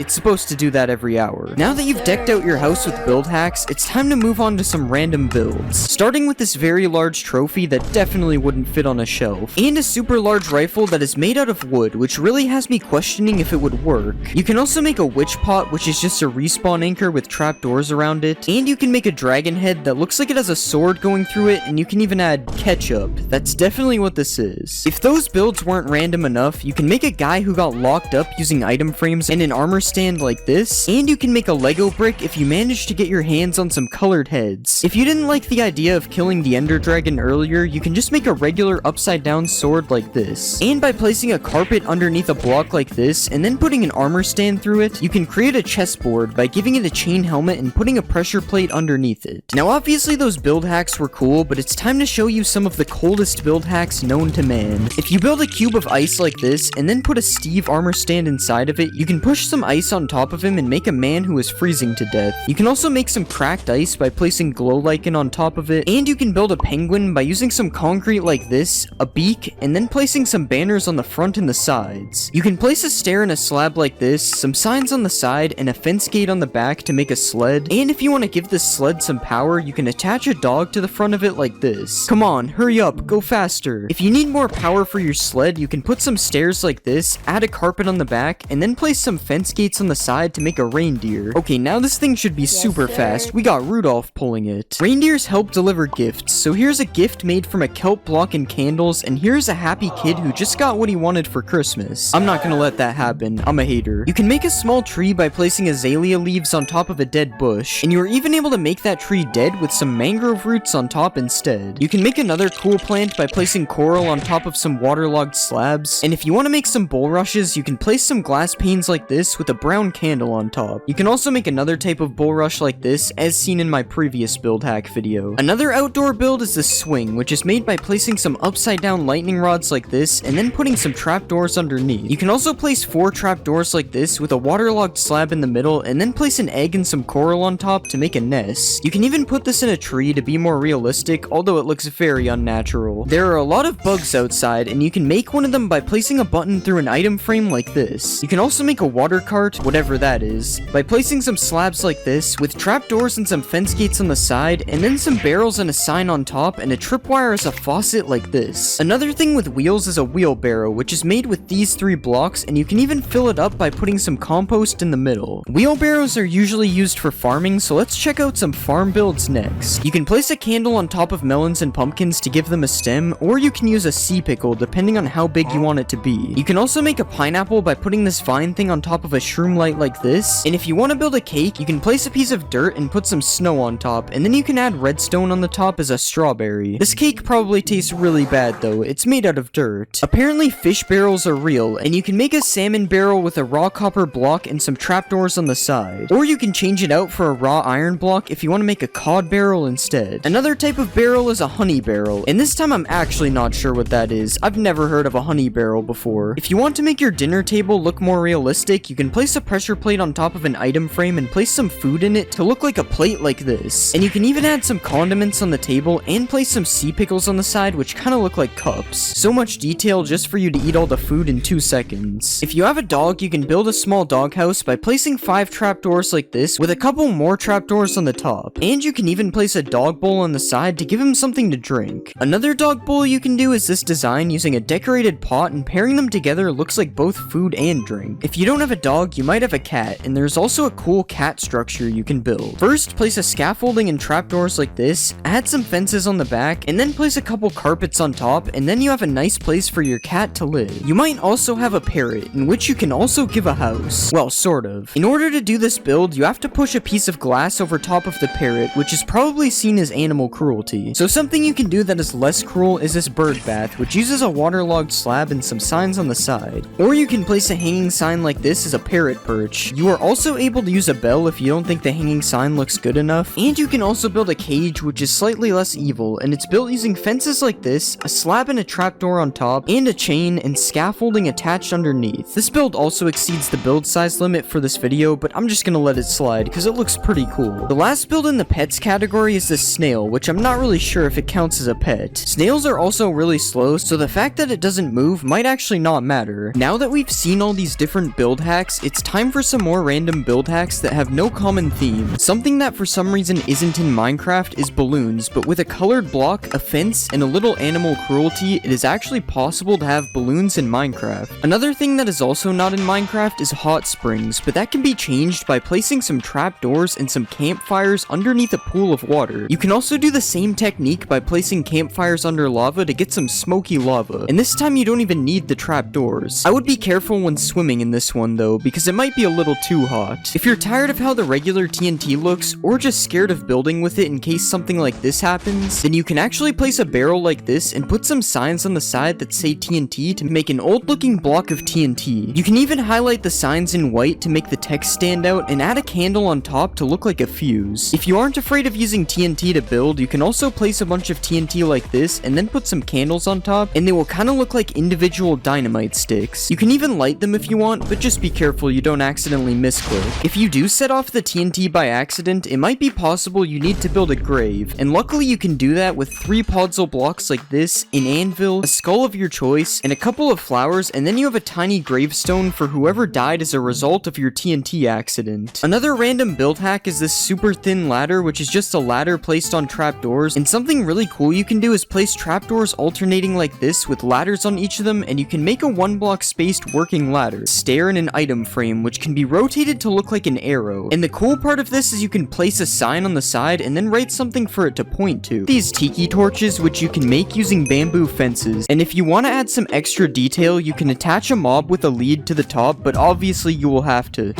You can also make one of those bulrush things that are found in swamps, and if you want to make corn, you can place a bamboo fence on top of 2 bamboo sticks instead. You can also place some bamboo fences alongside some real bamboo to make it look like dead bamboo, and you can even take it a step further with some oak fences which look extra dead. If you want to sell some bamboo on the black market, you can place some signs around the bamboo blocks and it will look like it's packaged up, or you can also stack a bunch of bamboo rafts to make a pile of bamboo. Another cool thing you can do with bamboo is place an item frame underneath a bamboo button to make a block of cheese, but this is probably some pretty moldy cheese. There are a lot of things you can make with a decorated pot, such as this pillar design, this tiny lamp, or this palm tree, which you can even mix with some of the different designs to look like carvings in the wood. But something really cool you can do with these pots is if you place one of these in the ground and then you put a carpet on top of it, it kind of looks like a pet bowl for your dog or your cat or your person. You can also place a pot underneath a moss carpet, and depending on what's around you, it can either look like an anthill or a landmine. If you place these pots with a bunch of gold, they kind of look like money bags, and if you place them with some TNT and then light a candle on top of it, it kind of looks like a bomb that's about to explode. Speaking of bombs, you can also hang one of these pots from a chain and then put a campfire under it like this, and it kind of looks like a cooking pot. You can also build a faucet type thing coming out of the ground and then place a glass pane in a pot underneath it to make it look like it's being filled up with water. Another cool thing you can do is place some pots in a palm tree and they will look like coconuts. And you can place a pot as a base for a street light like this, or you can even place it at the bottom of some bushes, which looks slightly better than a cauldron. You can also place a couple of these pots on top of a house, and if you combine this with some cobwebs, it actually looks like a chimney. But one of the most interesting uses for these pots is to make a punching bag that you are actually able to use in game. Okay, you can't really use it, but you also can't tell me I'm not punching it. Now obviously those hacks are cool, but it's time to show you some of the most illegal build hacks known to man.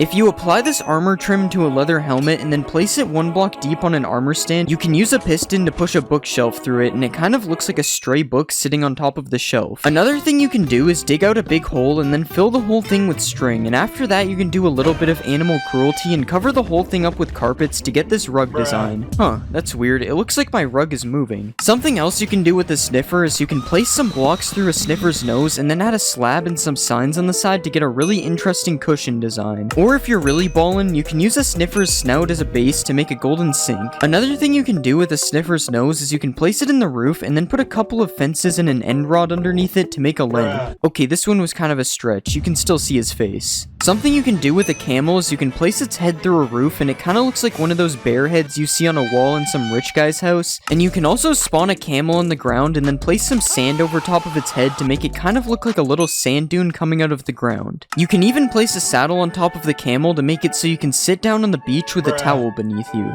Now those were definitely some illegal build hacks, but they still aren't the best build hacks in this video. This is a pumpkin, this is a melon, and this is an eggplant. Okay, it's not actually an eggplant, it's cherry wood with a sea pickle on top, but it actually looks pretty close. Another melon trick you can do is place bamboo planks with glow lichen beside a pumpkin, and it kind of looks like a dead pumpkin. Also, if you place a bamboo block in a field of melons, it kind of looks like some kind of squash. Everyone has seen these trapdoors being used as a fence, but you can actually use a hanging sign to make a pretty cool fence as well. Speaking of hanging signs, you can do some really cool things with them, such as this one-way door which works by hanging a sign from the top and then hanging another sign underneath it. You can also make a little doggy door on the side of your house like this, or you can place it in front of your brand new cherry wood doghouse as well. Staying on the topic of farming, you can place 2 fences in the air like this, and if you place a hanging sign underneath it, it will look like a shovel that is sticking out of the dirt. You can also replace these fences with lightning rods or end rods to make different types of handles as well. If you want to make a table, you can place some hanging signs like this to make table feet, and you can even make the table legs a bit longer if you like things that are longer. Hanging signs can also be used to make a broken jungle bridge or a useless ladder depending on how you see it. And you can place them in a pattern like this to look like a gate that is restricting your access to something. Something I bet you've never seen is a stoplight in Minecraft. Okay, you've probably seen one, I just didn't know what to say, but by placing a red sign, an oak sign, and a blue sign like this, it can kind of look like a stoplight even though 2 of the colors are wrong. Another thing you can do with the different sign colors is hang them over top of a campfire like this to make different stages of meat cooking. But probably the most interesting hanging sign hack is this parrot perch design. I'm just kidding, it's actually a working swing which can be made using 2 chains like this, a hanging sign on each side, a trapdoor on the bottom middle, and then a boat as a seat. And after you do that, you have a working swing. Well, you can't really swing on it, but I mean I'm sitting on it, so it kinda works. You can also make another swing by doing the same thing as before, except instead of placing 1 trapdoor, you place 3 on the bottom and then 3 on the back to get another really cool swing design. This time you aren't able to sit on it. If you're trying to be some type of supervillain, all you have to do is place some redstone behind one of the chiseled bookshelves, and then you can attach a couple regular bookshelves to some sticky pistons to make a secret door inside of your library. Something else you can do with chiseled bookshelves is build a cool floor design like this, and you can even make the bookshelf look like eyes when you put a slab in front of it. If you place the bookshelf with a stone slab in a cave, it kinda looks like something is staring at you through a crack in the wall, but that isn't the coolest thing you can do with the chiseled bookshelf. If you place a bunch of bookshelves beside each other, you can actually build things using the books inside of the bookshelves. I guess suspicious sand isn't the only thing that's sus in this update. Minecraft 1.20 adds a piglin head, and what can you do with it? Well, to start, you can place it on top of an armor stand, but that's boring. Instead, if you want a piglin in the overworld, you can place a piglin head on top of a sign, and it will kind of look like a tiny piglin. And if you really want to be him, you can make a hanging sign float, attach 2 signs on the side, and then add a banner on the back and a piglin head on top to create the boss piglin. His outfit kind of looks like Lord Farquaad. If you want to build some tiny birds, you probably wouldn't think of using a piglin head, but because of the floppy ears, it actually kinda looks like birds in the sky. Of course, you have to make sure not to look at the other side though. If you place a piglin head on the ground and then put a bunch of redstone around it, it looks like a piglin was just decapitated. And if you take it a step further, you can build up with some fences and place some chains and hang a red sign under it to make it look like a guillotine just chopped off its head. Have you ever wanted to build a giant snail? You probably haven't. But you can by placing a cherry slab, a sideways cherry log and a nether brick wall with a couple of candles on the top.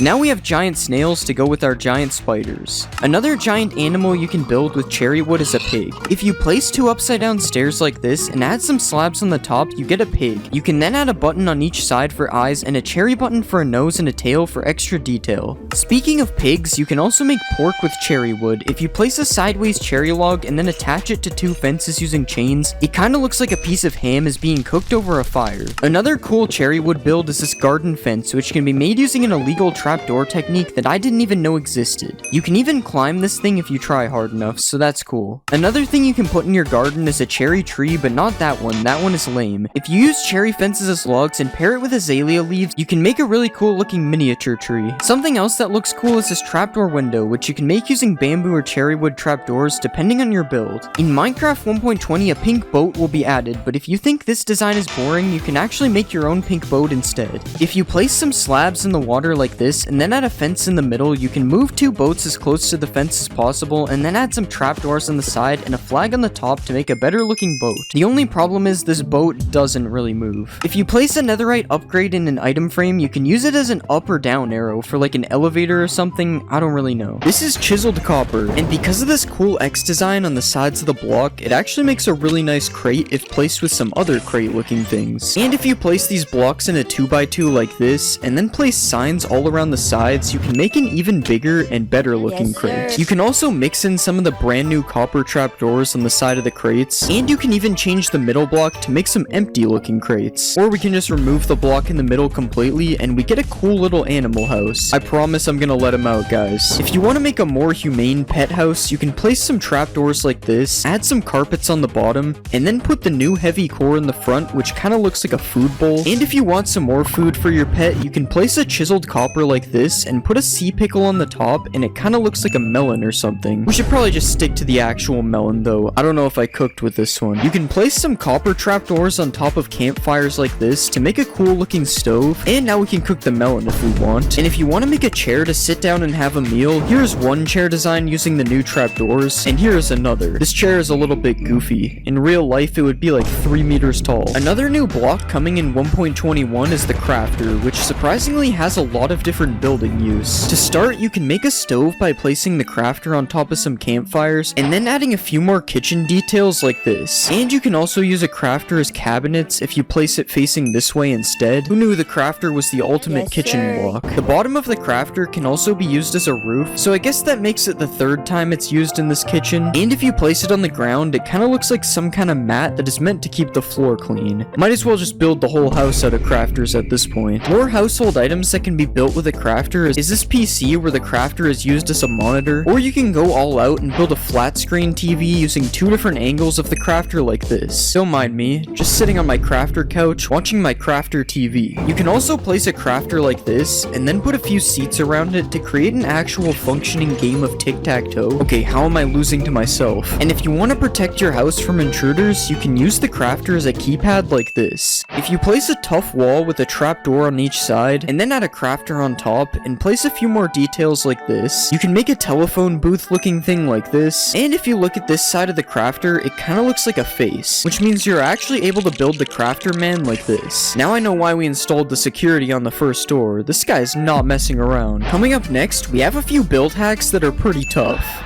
Tough bricks look kind of like stone bricks, so you can mix them together to make a nice looking pattern. Just like how chiseled tough and polished tough go together nicely if you place them on the floor. You can also use the top of chiseled tough bricks to make a really satisfying floor design like this. This is so cool, it almost looks like it's 3D. And if you take the side of regular chiseled tough and place it in a cave, it kind of looks like old transcriptions on the wall. This doesn't really work the same with chiseled tough bricks though, it kind of looks out of place. These brand new chiseled tough blocks can be used to make really nice looking pillars because of their unique designs, and if you want to make a fence out of tough walls, it actually looks really nice mixing them all together. You can even put one more block up on some parts like this, and then place a heavy core on top, and it kind of looks like a light that isn't on. If you pair the new tough walls with a few iron blocks like this, it looks like some kind of power station thing that would probably look good on top of a building or something. And I also found this robot guy you can make, which uses all the new blocks in the build, including the heavy cores for the eyes. I don't know why, but it it kind of looks more like a frog than a robot. Speaking of heavy cores, the heavy core is actually a really useful block for builds. Well, it probably is for someone who actually knows how to build. But still, you can place it on top of a table like this, and it kind of looks like a mug or a thermos. And as we saw earlier, if you place it in an item frame, it kind of looks like eyes, which is especially scary if you just place it around a dark cave like this. I'd say I sure hope no one's watching me, but this is a video, so I hope you are. A mace is made from a heavy core, and it kind of looks like a utensil when it's placed on the table from earlier. And if you want to use the heavy cores as eyes without an item frame, I accidentally built this crab out of tuff. You can also build this crab out of copper if you prefer your crabs to be cooked before you put eyes on them. Remember what we could have had instead of the armadillo. Now obviously our crab is pretty cursed, but there are some even more insane build hacks coming later in this video. But first we have these copper trees, which are just oak trees except the leaves are replaced with copper grates. And if you really want to 1.21ify this, you can replace the logs with a tuff block of your choice to really make this look like a 100% real tree. You can also place a bunch of water beside your tree like this, and you can even make one of these water lilies with a copper trapdoor and a coral fan on top. Why is this thing called a brain coral fan? What is Minecraft hiding from us? Whatever they're hiding is probably in these pipes, which you can make out of copper trapdoors like this. And if you want to just make a bridge out of copper trapdoors, you can do that. Not really sure if this is a build hack though, it's just a bridge. Copper grates are really useful, as since they are see-through, you can use them to make windows like this. Guys, I swear I'm not in prison. And if you want to use them for something that looks less like you committed a crime, you can make some fences by mixing them with other copper blocks as well. You can also just switch the grates out for a trapdoor for a different window design, and this also works with the fences, although it looks a lot easier for trespassers to climb them now. The copper bulb is a new block that emits light, and you know what that means? Lamps. You can make this simple lamp design using either oxidized or normal copper plus some similar colored fences like this, or if you want to be fancier, you can place some copper blocks as a base like this, put a tough wall above it here, and then add some fences on top of the wall, and finally a slab, a trapdoor, and a bulb like this. Now this is a better looking lamp than the first one. But if you want to be even fancier, you can make a double lamp like this, and honestly I think this one is a little bit too overkill. I mean, why do we even need a third lantern in the middle? And with these lamps, you're probably gonna want to add a road underneath them so that they have something to actually light up. And if you want to add a sewer entrance, you can move two of the stairs so that they are facing like this, and then add some copper grates underneath to look like a cool sewer entrance. Just make sure that you don't accidentally drop your phone in it. Now it's almost time for some cursed build hacks. But first we have this copper gear, which can be made using some of the new copper blocks, and if this gear is too much for you, you can shrink it down a bit like this if we remove the trapdoors. You can also place a copper block on the roof of a cave, and then place a wall and a fence underneath to make an artificial dripstone like this, and this actually comes in both colors as you can see, although the oxidized one looks more like an icicle than a dripstone. Another thing you can hang on the roof is a copper bulb like this to make another type of lamp, and if you want to build a copper staircase, you can now add some copper grates underneath the stairs, and also put some copper trapdoors on the sides for more detail. If you want to add some scary windows to your house, you can use the new trial spawners as an ominous window design like this, and this can also be used as a fence design if you have some kind of haunted mansion or something. A trial spawner can also be used as a bird cage if you right click on it with a parrot spawn egg so it traps the bird inside. Of course this is except for the fire, and the spinning, and the fact that it spawns parrots. Okay, that one was kind of bad, I'm not gonna lie. An ominous key can kind of look like a painting of a tree if you place it in an item frame on the wall of your house. And another thing that can go in an item frame is a breeze rod paired with a blaze rod, which is meant to look like the hot and cold on a water tap. Something that's less of a build hack and more of a cool trick is this wind charge launcher, which you can make by angling 4 dispensers full of wind charges towards you. Okay, I don't know how it turned infinite, but I'm not complaining. It's kind of like a trampoline now. If you place some copper bulbs like this, and then put some tuff in the middle, you can create a portal to the secret copper dimension. And now it's time to show you some absolutely cursed build hacks that should not be used ever, mainly because they're really stupid. First off, if you throw a wind charge and then use the new /tick freeze command, you can make a really cool smoke effect that you can use in your builds, although now the entire rest of the game is frozen, so this might not be that useful. You can also trap a bogged in some sand like this, and it will make it look like someone died while traveling the desert. When an armadillo rolls up into a ball, you can use this opportunity to use the armadillo as a soccer ball that you can even play with using a knockback sword like this. And a rolled up armadillo can also look like some boxes on the ground or on some shelves depending on where you place it. Just like earlier, if you put a bogged in some powdered snow, it will look like somebody died while traveling shoveling in the snow. The only problem with this one is that the bog actually does die in the snow eventually. And finally, if you spawn a breeze in some water, it kinda looks like a jellyfish. Okay, yeah, that's enough cursed build hacks. That one was insanely stupid. This is a street drain that is built using the new copper grates as well as some tough blocks, and it's a shame that you can't waterlog the copper grates, as this would actually be really cool. And if you just place a copper bulb in the sky like this and add a lever underneath, it can look like one of those floating lanterns that are for Chinese New Year, I think. I'm probably wrong about that, don't get mad at me. You can also switch the copper bulb out for one of these frog lights like this, and then you can place either oxidized trapdoors or regular copper trapdoors on the outside for another one of these lamp designs as well. And now with these trapdoors, you can also use them as a curtain thing on the side of your windows instead of using them as windows like we did earlier. And if you want to make another lamp, like we haven't made enough already, we can place some of the new tough blocks like this and then put a copper bulb with copper trapdoors around it like this. And another weird lamp design I've seen is this copper bulb on top of a dragon egg with some buttons on it so you can actually turn it on and off. And somehow I forgot the fact that these new trapdoors can be used as railings on the side of like a factory upper level, and you can also place some copper grates to make a nice floor to go with the trapdoor railings as well. And we can finally make a power station using some of the blocks like this to complete our factory. For these next build hacks, I decided to go find them in the new structure, the trial chambers. And the first one is just using these copper grates as like an entry to a tunnel type of thing. You could also use these copper grates as like support beams on the roof, similar to how they are used in the structure here. And there are some really cool mixes of tough blocks used in the wall design of this structure, which isn't really a build hack, but it's still pretty useful to know. I also found out that you can actually waterlog these grates, which makes the street drain from earlier look a lot better now that I know this. And you can also build the face of a breeze like this if you ever wanted to do this, although I'm not really sure why you would. This combo of blocks looks pretty cool in the middle of a fountain, and you can use these trapdoors to make little hidden tunnels inside of your builds as well. The end of this tunnel looks pretty cool, especially with the X in the middle. It kind of looks like one of those things you have to turn to open a vault door. And probably my favorite Mojang approved build that I found is this secret room in the trial chambers, which isn't a build hack, but I just thought it was cool that I found a secret room. There's also another secret room. This is so cool. And that concludes the trial chambers build hacks. I'm honestly surprised I even found any. Now that we've seen all these different build hacks, it's time to put my skills to the test, because in the next 20 minutes, I'm gonna be building a house using only 1.21 blocks. I started by making an outline out of only copper blocks, mixing some chiseled copper and trapdoors in as well. And then I started building a wall using all different types of tuff, kinda like how they do it in the trial chambers. I then built a roof using more of these copper blocks, and once I finished the outline of the house, this is what it looked like. I'm surprised this even looks good. Next I added some windows out of the copper grates with trapdoors on the side, and I used the new tough slabs and walls to add a little bit more detail to the front of the house. We'll just pretend I did this on the other sides as well. Now let's fill in the floor with one of the tough patterns from earlier, and I'm also gonna add a staircase using the new copper grates underneath, and the trapdoors will act as railings as well. Next I decked out the bottom floor with some of the crafter build hacks from earlier, and then I built a crafter TV on the top floor like this. To finally give the outside a bit of detail, I added some copper bulb lamps like this, and then I made a road like we saw earlier so I could use this storm drain build hack. Then finally I added some detail that doesn't use 1.21 blocks, but it just makes the house look a little bit nicer overall. Yeah, I guess the 1.21 blocks are actually really useful. I somehow made a house that looks really good. Also, the different copper blocks are intentional. I definitely didn't use normal copper instead of waxed by accident. This is water in the nether, this is the old walking animation, and this is me punch shearing a sheep. Minecraft has had hundreds of updates and lots of things have changed throughout that time, so today I'm going to be showing you 28 old Minecraft things that you didn't know exist. Everybody knows that leather armor is the most useless armor in the game, but did you know that leather armor isn't even leather armor? In the early versions of Minecraft, leather hadn't been added to the game yet, so players would instead have to craft this armor using wool blocks that you obtained by punching sheep and turning them bald. This armor was eventually replaced with leather armor, but the texture remained the same, meaning the armor you wear today might not be what you think. Speaking of weird armor things, did you know that Minecraft's old armor system actually worked a lot differently? To start off, armor used to absorb all types of damage, including fall damage, meaning you could jump off of a massive mountain and survive wearing full leather armor. But you also might have noticed that I have 10 armor bars wearing leather armor. How is that possible? Well, prior to beta 1.6, all armor actually provided the same amount of protection, and the amount of armor bars you had was actually reflected by the amount of durability left on your armor. This meant that the only actual difference between leather and diamond armor was how fast it breaks, which in Minecraft Alpha was pretty fast. When thinking of the most iconic Minecraft item, you probably think of diamonds, but what if I told you that diamonds weren't even diamonds when they were first added to Minecraft? When Notch first added diamonds to Minecraft, he decided it would be a good idea to refer to them as emeralds instead of diamonds. Maybe this is why villagers have been after them this whole time. In the early versions of Minecraft, creepers never used to explode. Well, kinda. In the in-dev stages of the game, creepers existed as a hostile mob, but they would just melee attack you instead of explode. Don't let this fool you though, as for some reason they still exploded upon killing them. In Minecraft there are many structures, such as villages, shipwrecks, and even woodland mansions. But there is actually a structure that came before all of these, a structure that no longer exists today. When creating a world in the in-dev versions of Minecraft, you would spawn inside of a starter house that was located in the center of the world. The starter house was made up of wooden planks and stone like this, but in older versions it was just a big mossy cobblestone house. The house was filled to the brim with a bunch of chests, and each chest contained a stack of every item in the game. This seems pretty OP, and we can see why it doesn't exist today. Speaking of structures, when you think of villages, you usually think of villagers. The iconic Minecraft mob, which you can kidnap, take advantage of its self-scamming trades, and even enslave it to create a civilization. But did you know that when villages were first added to the game, there were actually no villagers to go with them? Just an eerie ghost town in the middle of nowhere. You've probably milked a cow in Minecraft before, maybe even a mushroom cow if you were looking for some soup, but I bet you've never milked a squid before, and that's because you were only able to milk squids for a short amount of time in beta 1.2 before Mojang later removed this feature.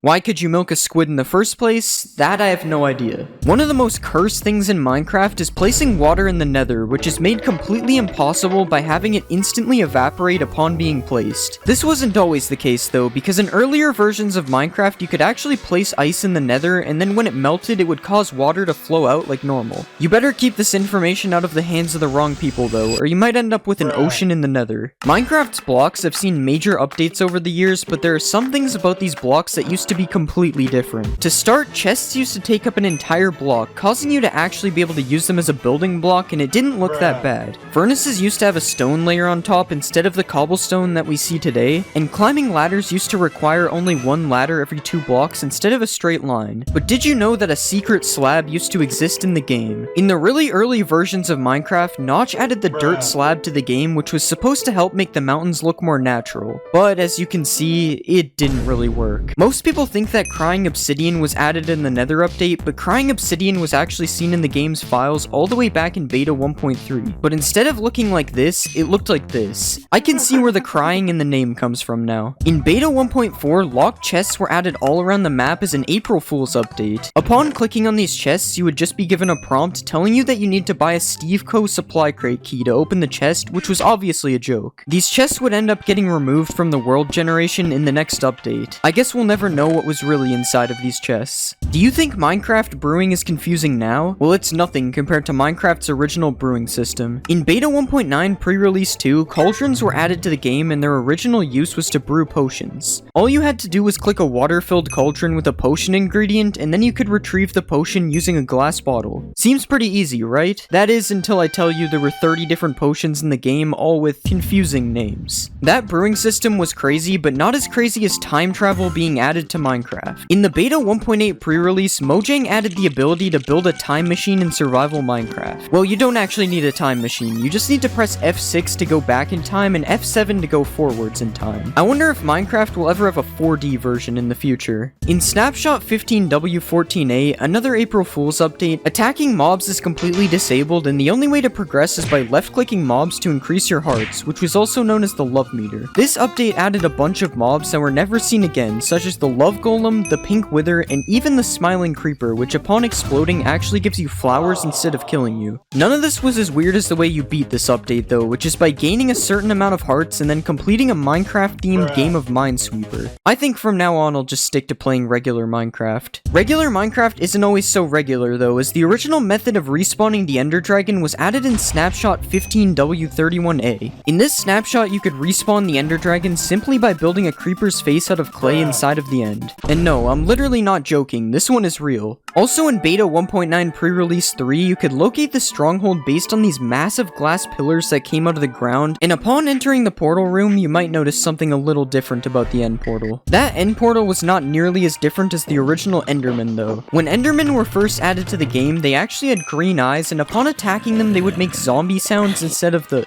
sound that they make today. To make things even worse, instead of mining for diamonds, originally you could just farm endermen to make your diamond tools instead. This is completely overpowered as long as you don't run into the white enderman. This is a fishing rod, and this is a fishing rod being used in PvP, but did you know that when Minecraft first added the fishing rod, it actually looked like this and was completely useless? The only thing that you could do with it was stack as many of them on top of each other as you wanted. Crazy to see how far this game has come. Food in Minecraft used to be a lot different, as there was no hunger bar, meaning food would be used to instantly heal your hearts instead. When eating food, you didn't even have to wait for the animation to finish, as there was no animation. The food just instantly disappeared like you were Matt Stoney. The one downside to this though was that the food was not stackable. This meant that in order to stay alive while caving, you had to fill half your inventory up with food, allowing you to only have a little bit of space left for collecting ores. This made everything so much slower, especially because you can't sprint in these versions. You might have heard of the Aether mod, which is probably one of Minecraft's most famous mods, but did you know that Notch almost made this mod a reality? In beta 1.6, a sky dimension was added to the game and could be accessed using mods. Notch said that this dimension could have been a dream world where the player would have a random chance of being teleported to while sleeping in the game. Unfortunately, this dimension was never added to Minecraft, and instead this concept was later turned into the end. Speaking of sleeping in Minecraft used to be really annoying. In older versions of Minecraft, when trying to sleep in an area that was accessible by mobs, the game would wake you up every time a hostile mob was standing near you, even if you were separated by a wall. This made sleeping basically impossible unless you had a nuclear fallout shelter to sleep in. We've talked about some of the things added for April Fool's updates already in this video, but one of the most interesting April Fool's updates was 1.rv-pre1. Kind of a weird update name in itself. In this update, a few items were added, such as the ankle monitor, 3D glasses, and even a smartwatch. They even added a USB charging block, which could be used in the exact same way that a redstone block is used today. Now, obviously all of these items were added as a joke, but it would be kind of funny to put somebody on house arrest in your Minecraft world. This is a giant slime statue, and inside of it is one of the hardest prisons, which I am going to be attempting to escape.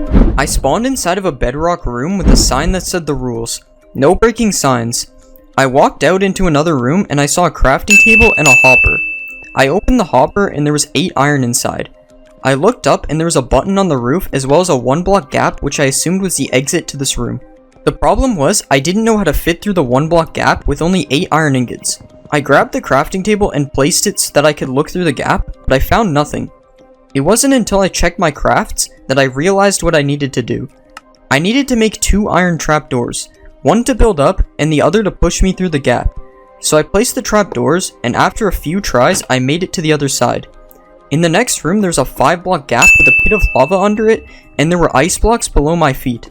These ice blocks were packed ice though, so I could not break them for water. Normally this would be a problem because you can't make a 5-block jump in Minecraft. But if I get a running start and spam my spacebar, I am actually able to make the jump because there is ice. I made it into the next room and there's a crafting table on the floor and an item frame with a slime block on the wall. There was another room that I was safe to drop into which had more slime balls on the wall. So I collected all the slime balls and now I had 8 slime balls and 8 item frames. There was a bedrock block in the middle of the floor and I was pretty sure I needed to place a slime block on it to bounce to the next room.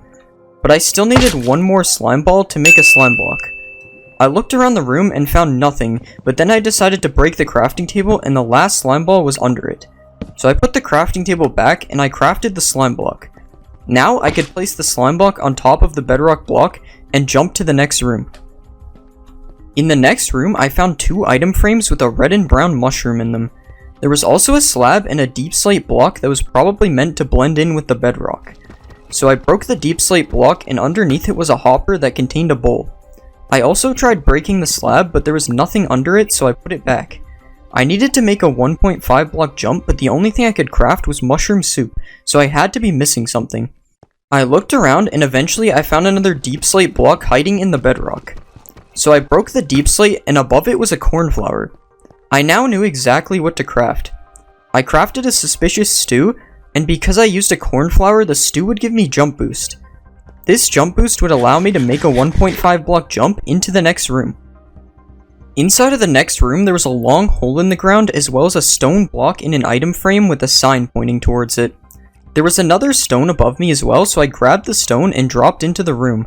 I collected the other stone and then checked the hole for anything else. Inside of the hole there was a crafting table and another stone, so I collected that too. I needed to make it up this wall, but 3 stone blocks definitely wouldn't be enough. So I checked the crafting table and saw that I could make 6 stone slabs, which would be better. After I made the slabs, I went to the sign that I saw earlier, assuming that was where I needed to build up. I built up and I was still short a few blocks, but I looked in F5 and saw a wooden pressure plate at the top. I realized that from where I was standing, I could throw one of the item frames on the pressure plate to activate it. So I activated the pressure plate and water came out, allowing me to swim out. In this part of the room there was nothing except for a hole in the roof, which was the exit. I was confused until I realized I could swim through the water to break the piston. Behind the piston there was a barrel that contained a slime block, and that was it. So I went back into the room and now I had a piston and a slime block.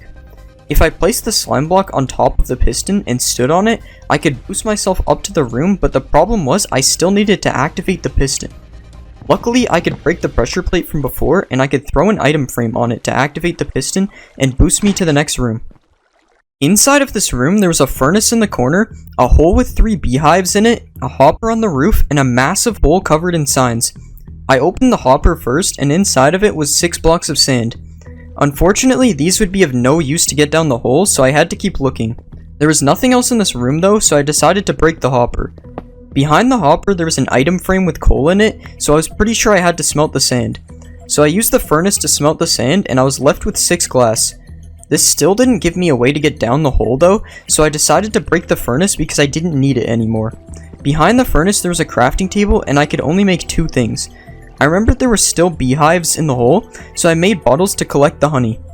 If I collected the honey, I can make a honey block, which would allow me to take less fall damage dropping down. So I collected the honey, but I only had 3 bottles and I needed 4 to make a block of honey. Luckily there was another beehive hidden underneath and I was able to make the honey block. So I dropped down and landed the clutch, making it to the next room. There was a 2-block jump to get to the next part of the room, so I had to use my honey block to get up. I thought I was stuck, but I remembered that I needed to crouch to the very edge of the block to be able to jump. Inside of the next room there was lava flowing from the roof, as well as a second area with bamboo in it. I looked up and also ended up finding a fire resistance arrow, so I grabbed that. Before I dropped into the next part of the room, I clicked the lava to see if anything was behind it, and I found a hopper with a crafting table. Now I was sure there was nothing left at the top, so I dropped down into another part of the room. I broke the dirt holding up the bamboo, and I found a hopper underneath it with 3 string inside of it. Now I was able to craft a bow, which would allow me to use the fire resistance arrow to go inside the lava. I tried to get back up, but I didn't have enough blocks. That was when I realized there was another deep slate block, so I broke it and there was another piece of dirt behind it. Now I was able to get back to the top part and I shot myself with the fire resistance arrow. I swam down the lava first and there was a room with a hopper that contained 12 string. I swam up to the top of the lava and there was a room, but I was trapped in the lava by a bedrock block above me. There was a chest I could reach though, so I opened it and found 3 wood planks. There was also a crafting table and I knew exactly what to do. Just like in my last video, I needed to make a bed and sleep in it to get through the hole. So I made the bed and placed it in the room, but it was still daytime, so I was unable to sleep. I realized it didn't matter though, because the bed set my spawn point, so I just had to wait for the fire resistance to run out and swim in the lava until I died. I threw my items into the room so I didn't lose them, and I let myself die in the lava and respawned in the next room. I collected the chest and the crafting table, and I used them to build up to the next part of this room. I walked down this hallway, and I saw a sign that said over 98% of you are not subscribed, which is better than last time, but it still isn't 0%, so please subscribe. At the end of the hallway, there was a giant drop down into another room that I would definitely die from. It was fine though, because I still had my bed, which I could use to negate some of the fall damage. The only thing in the next room was a rabbit's foot in an item frame and a 2-block jump to another room. I could see targets in the other room, but I didn't have any arrows to shoot them. I looked around the room and I ended up finding a secret hopper with a blaze powder and a nether wart inside. Now I was pretty sure I needed to make a potion, but I was missing a brewing stand. I thought I had looked everywhere, but then I placed the bed under my feet to get a better look into the next room, and saw a brewing stand hiding in the corner. So I used the brewing stand to make a potion of leaping, and because I was standing on the bed, I was able to jump into the next room because it was only a 1.5 block jump. In this room, I found a slime block in the corner, and in front of me there was a big lava pit that I couldn't get across. There were a couple of targets on the roof, but I didn't have any projectiles to hit them with. I saw a hidden hopper across from me, so I checked if there was one on my side, and sure enough there was. The hopper contained 2 arrows, and now I could use them to shoot the targets. The targets dropped 2 sand blocks into the lava, and I could use them to parkour across the lava. I made it to the other side and opened the hopper, finding an ender pearl. I went to the end of the hallway, and there was 2 ladders, and that was it. The only thing I could do here was pearl glitch, so I threw my pearl and I was teleported to another room. There was another slime ball in an item frame, so I took that, and in front of me there was an elevator to the next room.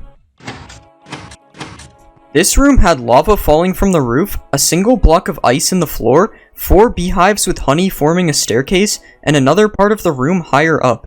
I checked inside of the lava, and like usual there was a hopper hidden underneath with 4 string and 2 iron ingots. With 4 string and 4 beehives, I realized I could make candles to melt the ice, but I still needed honeycombs to craft candles, and all I had were beehives. But then I remembered I had 2 iron and I could make shears. Shears would allow me to collect the honeycombs from the beehives. So I made shears and collected the honeycombs. After that, I crafted 4 candles and placed them on top of the ice block.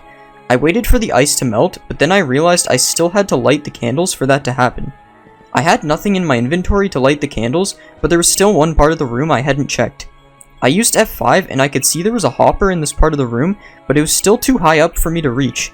Luckily, I still had honeycombs left over and I could make 2 honeycomb blocks to complete the staircase. When I got up, I found another slime ball in an item frame, and I checked the hopper and I found an arrow. This might seem useless, but I can actually shoot the arrow through the lava to set it on fire and light the candles, so I lit the candles and waited, and eventually the ice melted. I swam down the water and I made it into a small cave-like room. I was trapped by a bedrock block above my head and I could see nothing except for a piston with a slime block on top and an observer beside it. This was until I noticed water particles coming from the ceiling. I crouched forward and ended up finding a deep slate block, so I broke it. Behind the block there was water and I could now swim out of the hole. There was a hole above the slime block, but it was too high up to reach. I went back to check the water, and I found another slime ball in an item frame on the way. I swam up the water, and there was a small hole with a hopper inside that had 2 nether wart and 2 nether bricks. I went back to the slime block and thought I was missing something, but I checked my inventory and saw that I could craft red nether bricks. I placed the red nether bricks in front of the observer, and I was launched into the next room. I immediately saw a hopper in the floor, and I checked it and found 2 moss blocks. In front of me there was a 4-block high wall with a fence at the bottom. 2 moss blocks was not enough to climb up the 4 blocks, and I couldn't jump on top of the fence because it's too high. So I turned the moss blocks into moss carpets, and now I was able to climb up. The next part of the room had a taller wall I had to climb and a crafting table in the corner. I was also able to see a few pistons holding up water in the roof. I checked behind the crafting table, but there was nothing, so I placed it back down. I found a hole in the corner with water at the bottom, so I dropped down. Inside of the hole there was another room, and I found a bunch of dead bushes and blocks of sand. So I broke it all, and I was left with 8 sticks and 15 sand. I was about to build back up, but I noticed there was another part of this room that I could build up to. So I built up to the next part of the room, and there was another item frame with a slime ball as well as a hopper that contained 2 steak and a stone block. There was nothing else up there though, so I went back to the bottom and built up to the main room. Luckily 15 sand was exactly enough to make it back up, and I went back to the crafting table and used the 8 sticks I got to make ladders. I used the ladders to make it up the wall to the top of the room. There was a hopper with a sign pointing at it, so I checked the hopper and it had an iron pickaxe in it. I took the pickaxe and broke the hopper to see if there was anything underneath. Underneath the hopper there was nothing, so now I was kind of confused until I remembered the pistons I saw earlier. The reason this was important was because I could make a lever to activate the pistons. But the problem was I didn't know where to place it, so I tried the obvious, which was under the sign with an arrow pointing down. To my surprise, it worked and water dropped down from the roof, so I climbed up the water and made it to another room. In the next room, there were some walls that I couldn't climb up and another piston with a slime block on top. I found another slime ball in the corner and that was it. I looked around and ended up finding a couple of wood buttons near the roof. I still had 1 arrow, so I decided to shoot the buttons to see what happened.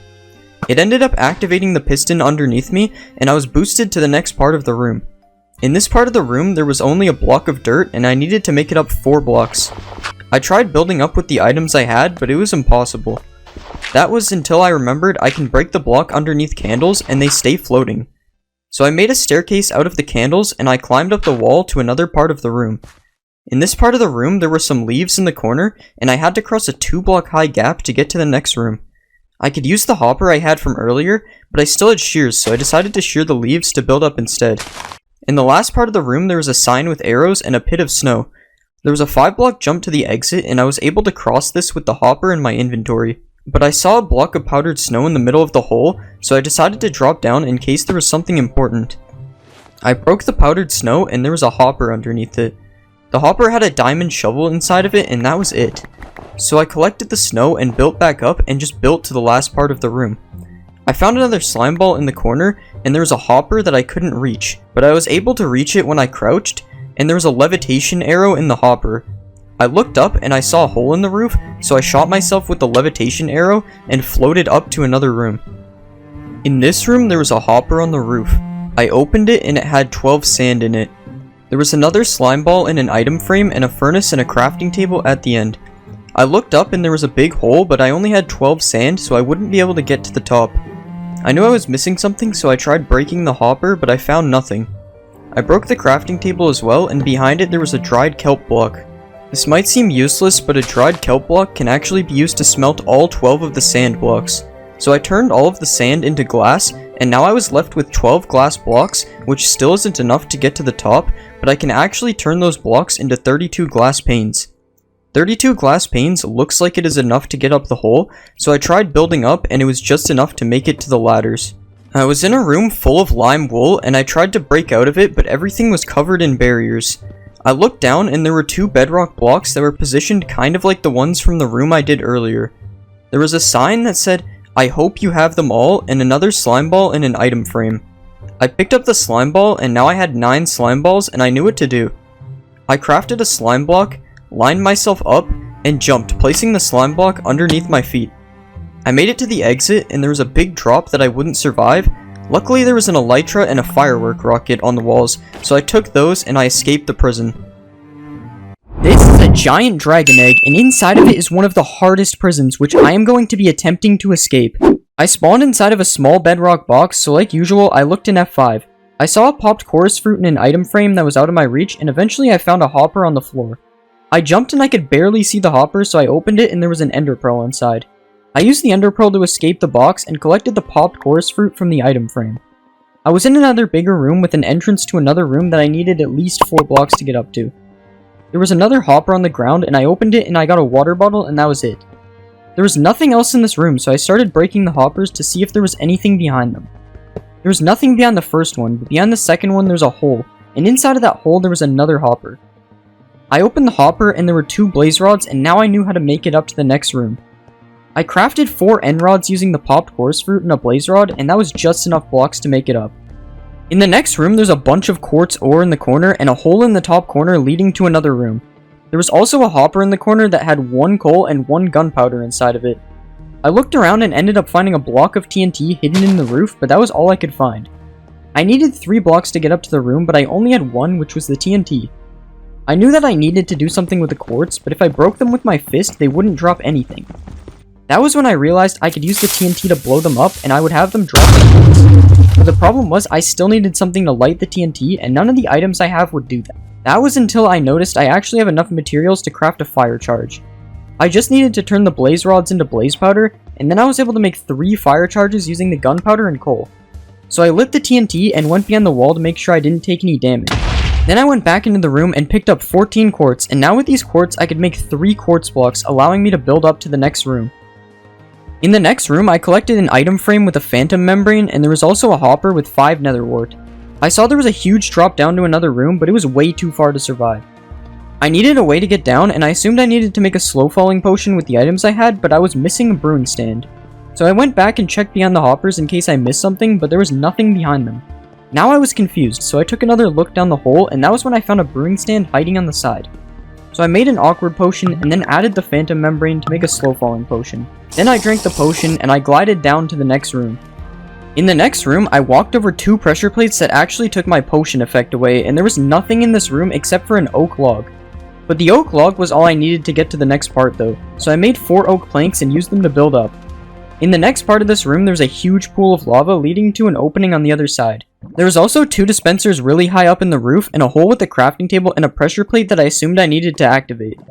The problem was I had nothing to activate the pressure plate, so I checked in the crafting table for any crafts, but there was nothing of any use. There was nothing else in this room though, so I had to check other places. First I checked beyond the lava to see if anything was there, and I actually found a hopper with a warped fungus inside of it. This still wouldn't let me activate the pressure plate though, so I still had to be missing something. So I decided to check the previous part of the room because it was oddly empty. And when I did that, I ran into a floating piece of string, so I checked around and ended up finding one more, and now I knew what to do. I went back to the crafting table and I made a fishing rod. Now that I had a fishing rod, I could use it to activate the pressure plate, and when I activated the pressure plate, a strider came down from the roof as well as a saddle. So I placed the saddle on the strider and crafted a warped fungus on a stick to guide the strider to the other side of the lava. This next part was incredibly difficult and I probably needed jump boost to complete it. In the next room, there's a 1-block gap at the bottom of a wall that was blocking off another room. I also found a crafting table in one corner and a chest in the other. I went to open the chest, but I found that I couldn't open it because there was bedrock on top of it, so I broke it instead. The chest dropped 35 iron nuggets and that was it. So I went to the crafting table and checked what I could make, but none of the items would help me go under the wall. I needed one more iron nugget to make an iron trapdoor, but I didn't know where to get the last nugget. But that was when I realized there was actually another chest that I could open, and that chest had a piece of steak, an iron helmet, and a stone button in it. But none of these items would help me get under the wall, so I was still missing something. I looked around the room one more time, and I realized I could break the crafting table to see if anything was behind it. There was actually a furnace behind the crafting table, and now I knew what to do. I could smelt the iron helmet and get one more iron nugget. But now I needed something to smelt the helmet, and my only options were the chest and the crafting table since the steak would not be enough fuel. So I decided to use the chest because I would need the crafting table to make the iron ingot anyway. After it was done smelting, I grabbed the iron nugget and made the last iron ingot, and now I was able to craft an iron trapdoor.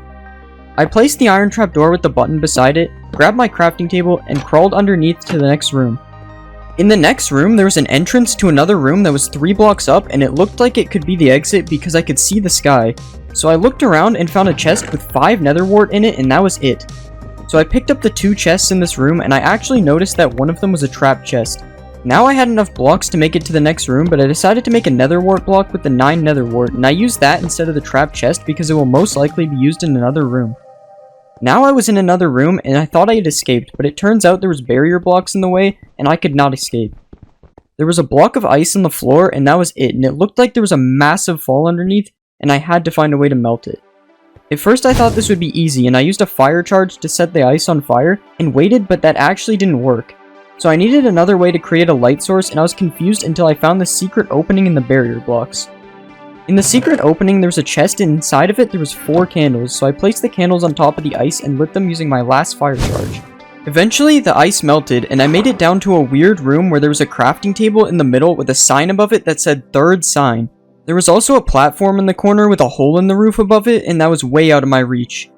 Finally, there was a wall with paintings back where I entered from, so I first decided to check beyond the paintings, and I ended up finding a secret room.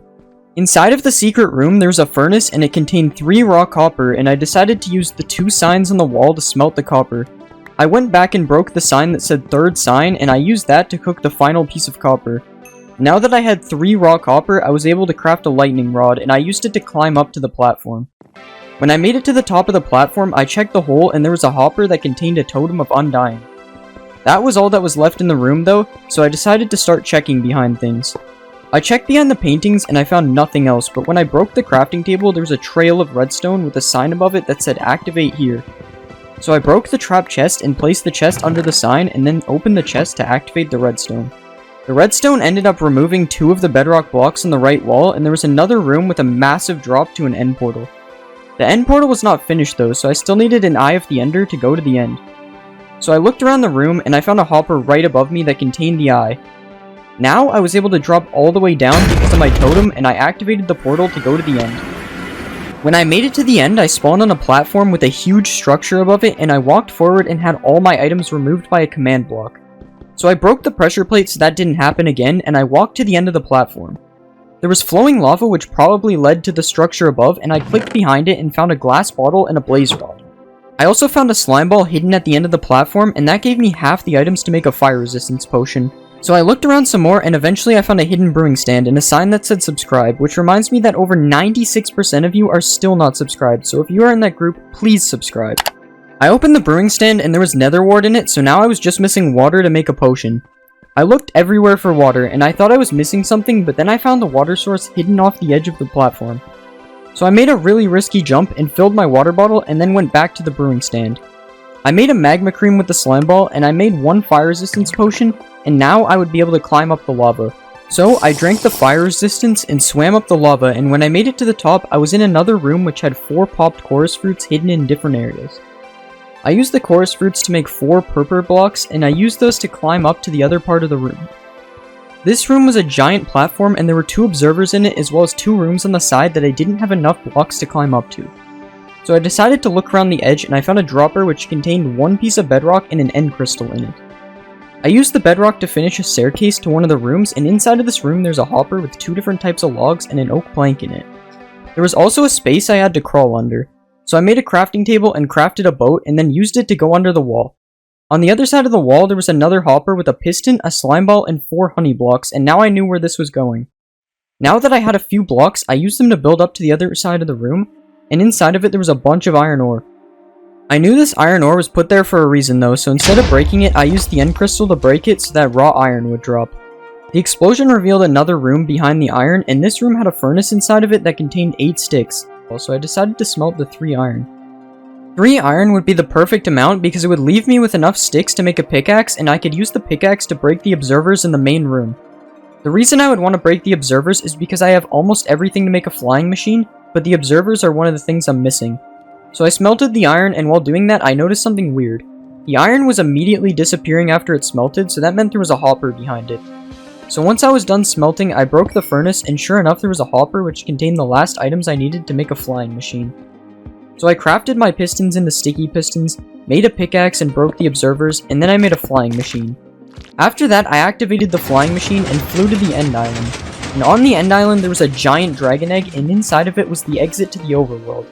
So I went through the portal, and that was it. I had escaped the end prison in Minecraft. This is a giant furnace, and inside of it is a bedrock prison which I am going to try to escape. I spawned in a small room with a hopper and a furnace covered in amethyst buds. I broke the amethyst buds and I got 4 amethyst shards. There was an entrance to a room in the roof and another room beside me through a window. I used the ice to swim through the window into the other room, and I picked up 2 string and 2 tripwire hooks. I looked around and found a dropper with oak stairs and 2 honeycombs inside of it. I also noticed a hopper at the top of the room, so I built up, and inside of it was glowstone dust. I could see sand on top of the hopper, so I mined it and the sand fell down. I collected all the blocks in the room and went back to the main room. I was now able to climb through the hole in the roof, and through the hole I found a chest with a netherite axe and a blaze rod. I mined the chest and built up to this area with an iron door. There was another room above this, and I was able to jump and get a gold ingot from the furnace. There was also a brewing stand in this room, and I jumped and grabbed nether wart from it as well. At this point I didn't know how to get into that room, so I went back to the other room. I saw 2 different holes in the roof, so I decided to try to build into those. I crafted candles and an amethyst block, which just barely gives me enough blocks to make it to the first room. In this room there's a dispenser with jump boost pots, gunpowder, and a fermented spider eye inside it. I also could see another hole in the roof and a hole in the floor with a villager standing on a pressure plate. I used my blocks to build up to the other room, and I found a shulker box with 3 glass bottles in it. So I collected the shulker box and all my other blocks, and I headed back to the room with the iron door. I was considering breaking the iron door, but then I realized the chest I had was actually a trap chest, so I could use it to power the door. In this room there's a furnace, a melon, and a brewing stand, so I broke the melon and realized I probably had to make a harming potion to throw at the villager. I had no idea how to make a harming potion, but I guessed and I managed to get it. I ended up using the harming potion on the villager, and it didn't die, which I thought was a problem. I decided to restart the run because I thought I messed it up by only using 1 harming potion, but it turns out I only needed 1 anyway.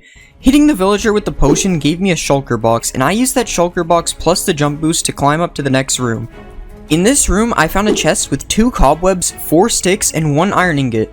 There was a target on the wall and a piece of redstone beside it. There was also another room on my right with water across from it and a hole that went pretty far down below me. I decided to just drop down, and I saw a little hole in the left as well as another drop even further down. I tried to jump into the hole, but I messed up and fell all the way down. I found a few note blocks in the wall, and when I clicked them, a secret door opened. I found a feather on the wall, an empty dispenser, and a pumpkin on the roof. I broke the pumpkin and found there was another room above this one. I mined the note blocks and I found a few pistons behind them, so I mined those and also mined a piston and a pressure plate in the hole I missed the jump to. I used these blocks to build up through the hole in the pumpkin room and found 2 raw iron blocks leading to an entrance. I had no way to climb up these blocks, so I decided to head back to the main room. I climbed up to where the water was and realized I could place my cobwebs in it to make string. So I went back to where the target was and had a choice of crafting a fishing rod or a crossbow. Since I had no arrows, I chose the fishing rod, which ended up being a mistake. It turns out there's supposed to be flint in the chest in this part of the map, but it wasn't there. So I had to restart again and made my way back to the room. This time I had a slightly different strategy. I had used a few less blocks in the room before, giving me more blocks to work with. I also used the blocks to make the water flow all the way down so I didn't have to build back up to the main room. Once I was done that, I continued like before, but this time I made a crossbow instead. I shot the target and heard a dispenser in the other room, so I collected my stuff and went to find the dispenser. I found the dispenser in the pumpkin room and it contained shears. Next I built up through the hole in the roof back to the room with the raw iron blocks. I was able to build up to the entrance using the 3 blocks in my inventory and found 4 blocks of iron and a door. There was also a hole in the roof which went to another room. So I broke the door and went back out the room. I collected my blocks and used the door to build back up to the room so I could grab a sticky piston. I brought the sticky piston because I had a wooden pressure plate and I could use the piston to rearrange the iron blocks. So I rearranged the blocks into the shape of an iron golem and then I left the room and grabbed my pumpkin and placed it on the head to spawn the iron golem. I killed the iron golem and it dropped 3 iron ingots which I was now able to use to craft a bucket. So I crafted a bucket and then I ran back to the main room with the water and filled my bucket with water. I was now able to climb back into the golem room with the bucket and then I climbed through the hole in the roof where there was a button which teleported me to a new room. I lost all of my items and I was in a room with a door and a dispenser. I broke the door and found an egg and a piece of string in the dispenser. I then used the door to climb up the wall to another room. This room had a piece of sand with a sea pickle on top of it and a floating fence gate. I rearranged these blocks so I could climb the next wall to another room. This time there was 2 dispensers, a hopper, a redstone comparator, and an iron trapdoor. The dispensers had a health pot and a stick in them, and I activated the comparator with the hopper, which activated the iron trapdoor so I could climb the next wall. In the next room there was a composter, a beehive, and a pumpkin. I noticed the beehive had honey in it, so I drank the health pot so I could collect the honey. I then broke the pumpkin and made pumpkin pie, which I used to make bone meal in the composter. The reason I made the bone meal was because there was a moss block over the next wall which could be used to make more moss blocks with the bone meal. I used 3 moss blocks to climb in a new room with a ton of stuff in it.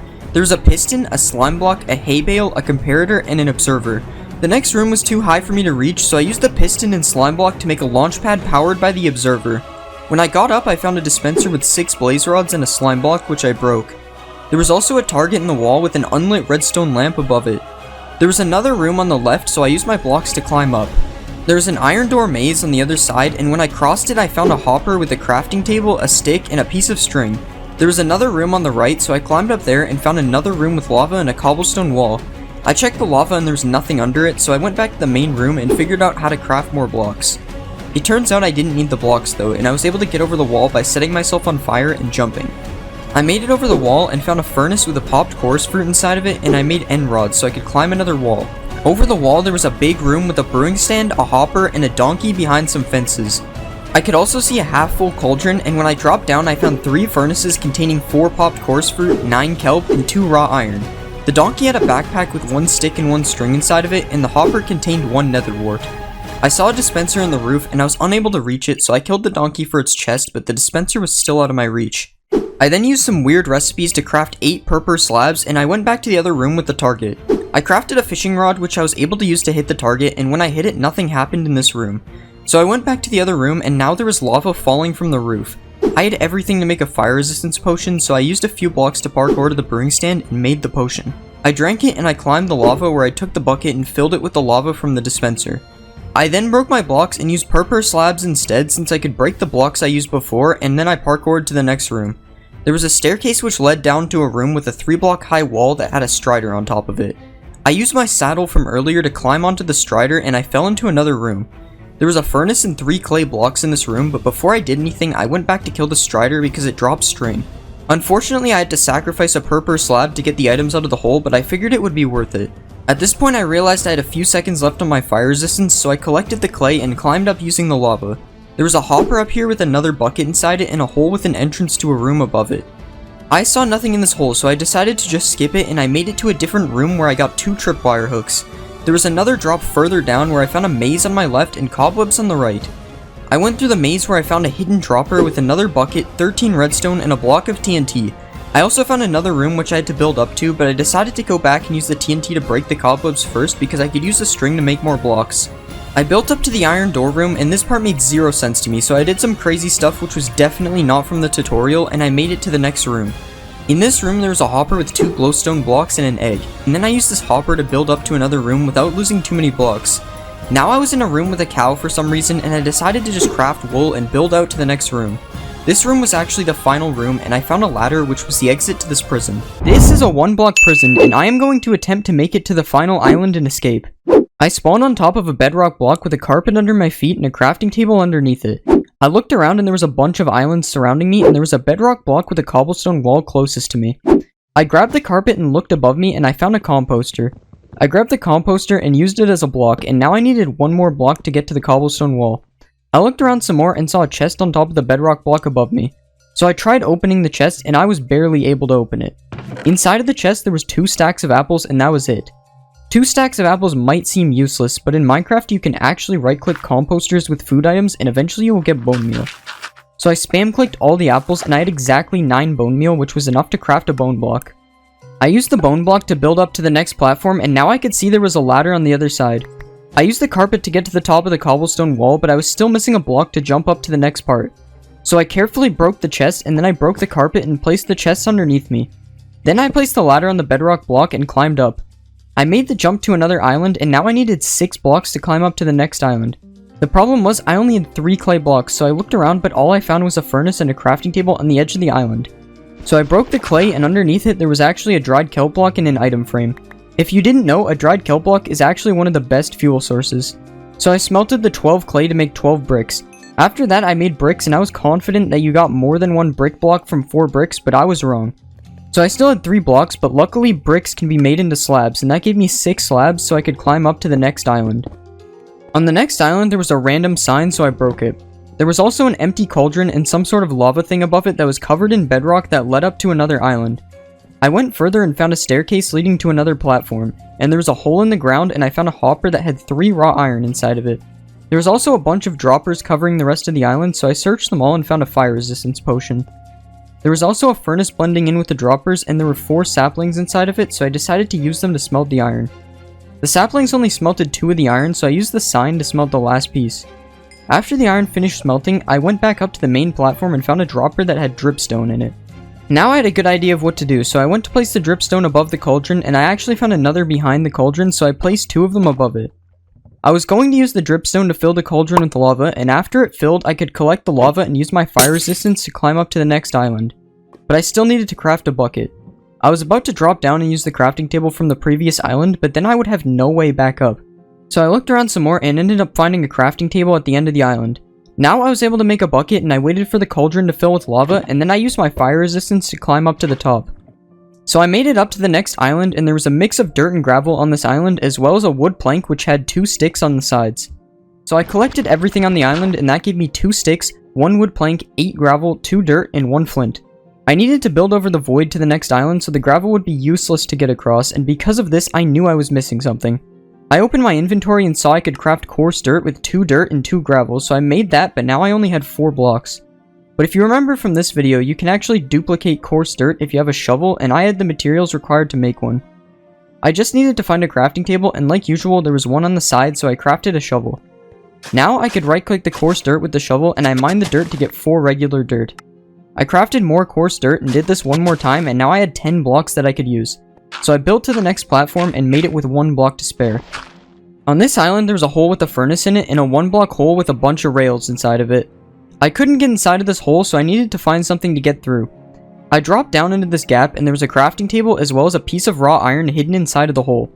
I ended up finding the rest of the iron in the other hole, so I smelted the iron with the wooden shovel, which made no sense. I don't know why I did this. I was only able to get 1 ingot out of it, so I used the lava bucket instead, which was much better fuel. After the iron finished smelting, I crafted a minecart and I used it to get through the hole.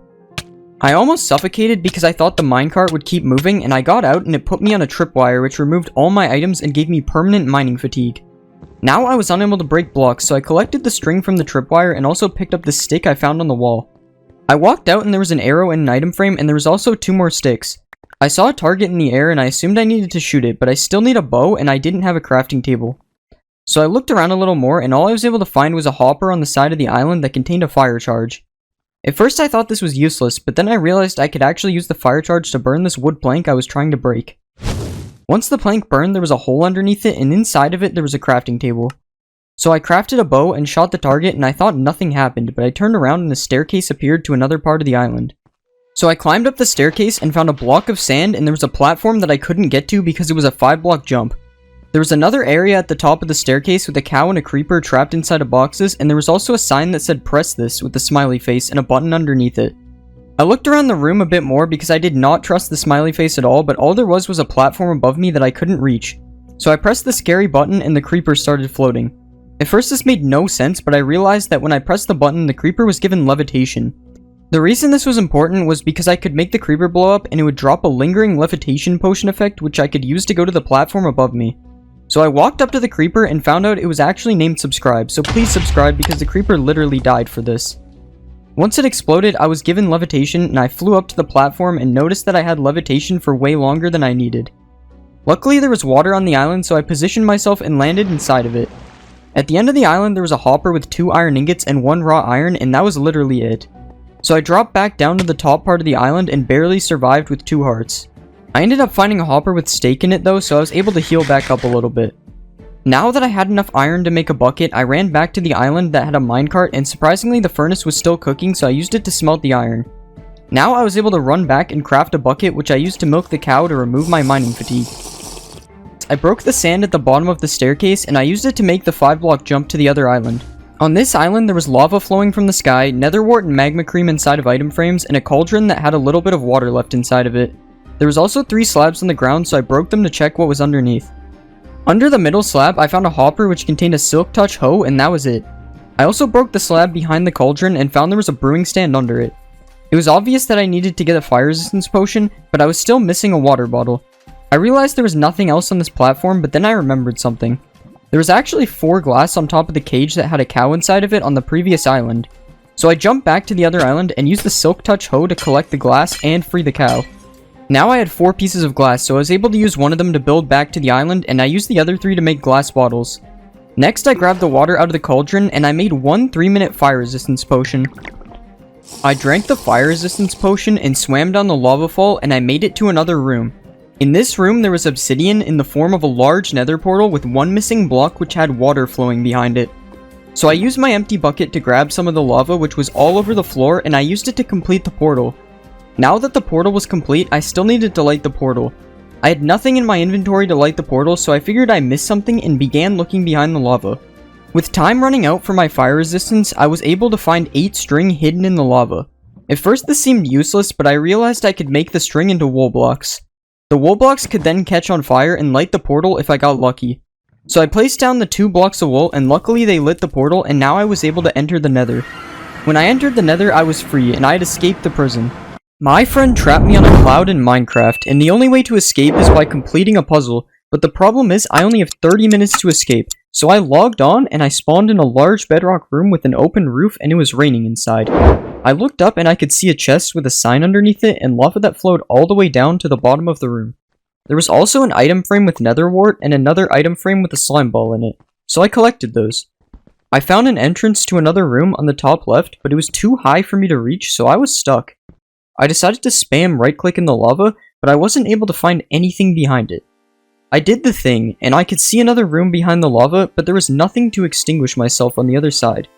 But since it was raining, I would immediately get extinguished by the rain on the other side, so I swam through the lava and I survived on 5 hearts. I was in another really tall room, and it was connected to another room that was 2 blocks high. There was a crafting table in the middle of the room, so I picked it up and there was a hopper behind it. The hopper contained 2 blaze powder and 2 glass bottles. I looked around the room for anything else, but it seemed pretty empty. So I placed my crafting table in front of the entrance to the other room, which allowed me to walk in. I was in an empty bedrock room, and at the end of it there was a huge drop to the ground, and a bedrock island with a furnace on it across from me. There were barriers on each side of me, so I wasn't able to jump to the cloud. When I crouched to the edge of the bedrock, I could see a hole, and when I looked in F5, I was able to see the entrance to another room and a hopper. The problem was I didn't know how to get into this room without falling and dying. But that was when I noticed something strange. In front of me there was a massive drop to the ground, but for some reason I could see rain particles. The only reason I would be able to see rain particles is if there was a barrier block down there. So I threw an item frame down to test it, and sure enough there were barriers that would stop me from dying. So I dropped down and checked the hopper. The hopper contained a full set of iron armor, and that was it. I had no idea why I would need iron armor, so I kept looking for something else. I tried to go to the furnace island, but the barriers stopped at a certain point, and it was too far for me to jump. So I walked over to the other room, and inside of it there was a 1-block hole with a trail of redstone and nothing to activate it. I tried to see if anything else was in the hole, but I couldn't see anything. I checked the roof, and there was another hopper, and this hopper had 5 iron ingots and 3 ladders inside of it. I walked around the rest of the room and found nothing else, so I decided to use the ladders to go back up to the main room. When I got back up to the main room, I checked if I could craft anything, but nothing really stood out to me, so I kept looking. I used the last ladder I had to get up this incomplete staircase, and there was another room across from me. I walked into the room and saw nothing except for a hopper, and I checked it and it had 3 stone blocks and 14 iron nuggets. Now that I had 3 stone blocks, I would be able to get to the furnace island because I could turn them into 6 slabs. So I crafted 6 stone slabs and dropped back down. I bridged across with the slabs and I made it to the furnace island. I checked the furnace and it was empty and I could see nothing else on this island. I looked around because I figured I had to be missing something, and I ended up finding a hopper on the bottom of the island. I opened the hopper and there was 9 dried kelp inside, but I didn't know how that would help me. I took a look at everything in my inventory and noticed that I almost had everything to make a fire resistance potion. I was just missing a water and a brewing stand. I was nowhere near being able to craft a brewing stand though, so I still had to be missing something. I went back to the main room and realized I hadn't checked behind any of the hoppers. So I broke the first hopper and there was nothing behind it. But when I broke the next hopper, I found a brewing stand behind it, so now the only thing I was missing was water. I thought I was missing something because it seemed impossible to get water, but then I realized something. I can actually smelt the set of iron armor into iron nuggets, and this would give me 18 nuggets, which I could turn into 2 more iron ingots. With 2 more iron ingots, I could craft a cauldron, and because it was raining, it would fill with water. But I still needed something to smelt the armor with.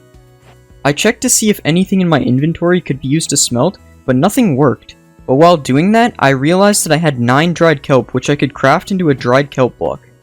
A dried kelp block is actually one of the best sources of fuel for a furnace, and could be used to smelt all the armor easily. So I made a dried kelp block and headed back to the furnace where I smelted all of the armor pieces. After I was done smelting, I headed back to my crafting table and made the nuggets into ingots, then crafted a cauldron. I placed the cauldron down and waited for it to fill with rainwater. While I was waiting for it to fill, I looked inside of it and noticed that over 97% of you are still not subscribed, and that is way too many of you, so please subscribe. Eventually the cauldron filled enough for me to fill the glass bottles, so I filled the bottles and now I had 2 water bottles. I headed back to the brewing stand and placed my blaze powder to charge it. Then I put the 2 water bottles in with the nether wart to make awkward potions. And then I added the magma cream to make 2 3-minute fire resistance potions. Now I would be able to get the chest that I saw in the first room by swimming up the lava. So I drank a potion of fire resistance and swam up to the top of the lava. When I got to the top, I opened the chest and it had 2 stone blocks and 9 wheat inside of it. I also tried breaking the chest for an extra block, but it was too hard, so I gave up. I headed back down and then I decided to swim to the bottom of the lava to see if there was anything there as well. When I made it to the bottom of the lava, there was another room with no walls and nothing inside of it. I was now closer to the ground and could see that there was plains below me, but there was nothing to drop down into. I tried breaking the cloud around me, but it was covered in barriers, so I couldn't get any blocks from there either. It seemed like there was nothing in this room, but then I looked around on the sides and I found a room that I couldn't get to. So I placed my 2 stone blocks to get to this room and made sure I could make the jumps without sprint. I made it to the room and there was nothing except for a hopper in the roof which contained 1 snowball. I checked beyond the hopper and there was nothing, so I went back to the main part of the room. I looked in F5 on the other side of the room and I found a hopper hidden below the floor. This hopper had 4 redstone dust in it, and that was the last thing I found in this room. So I drank my other fire resistance and swam back up the lava. I went back to the room with the redstone in it because I had an idea. I had the items necessary to craft a target in my inventory, along with a snowball that I could use to activate the redstone. So I crafted a hay bale and surrounded it in 4 redstone to make a target. I placed the target in front of the redstone, and then I threw the snowball at the target. Nothing happened inside of this room, so after I did this, I went back up to check the other rooms. When I got back to the main room, there was now water flowing from the ceiling, so I made my way to the top. When I made it to the top, I found a hole where the water came from with a piston in it.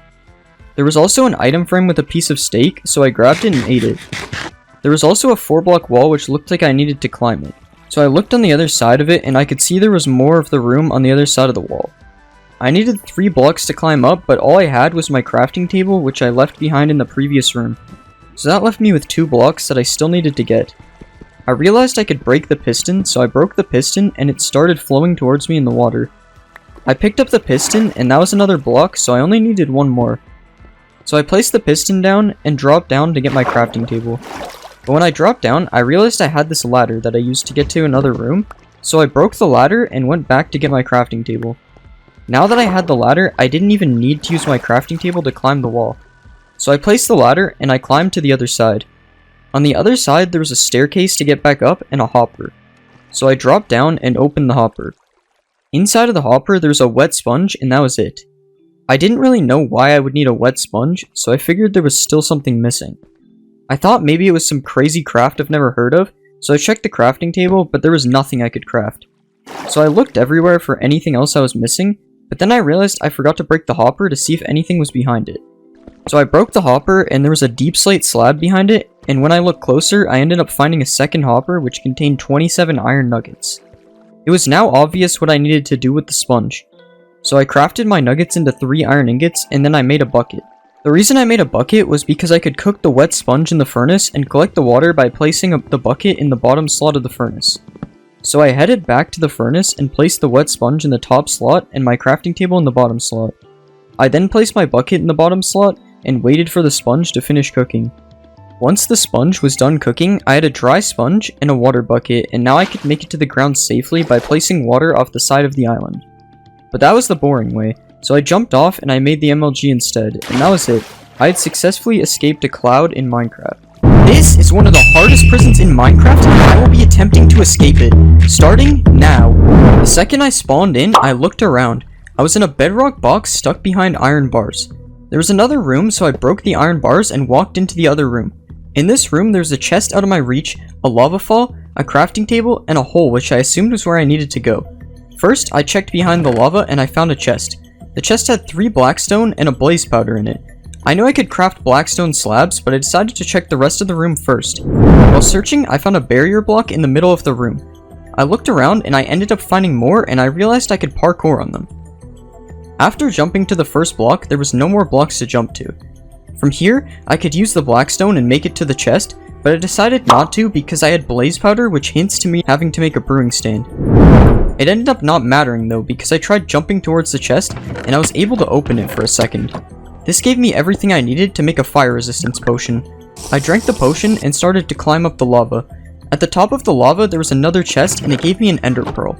The only thing I could think of using an ender pearl for was to enter the tunnel, so I grabbed the crafting table in case I needed it later and threw the pearl into the tunnel. At the end of the tunnel there were 2 different directions I could go, each leading to a different room. The first room had nothing in it except for a hole in the roof that was out of my reach.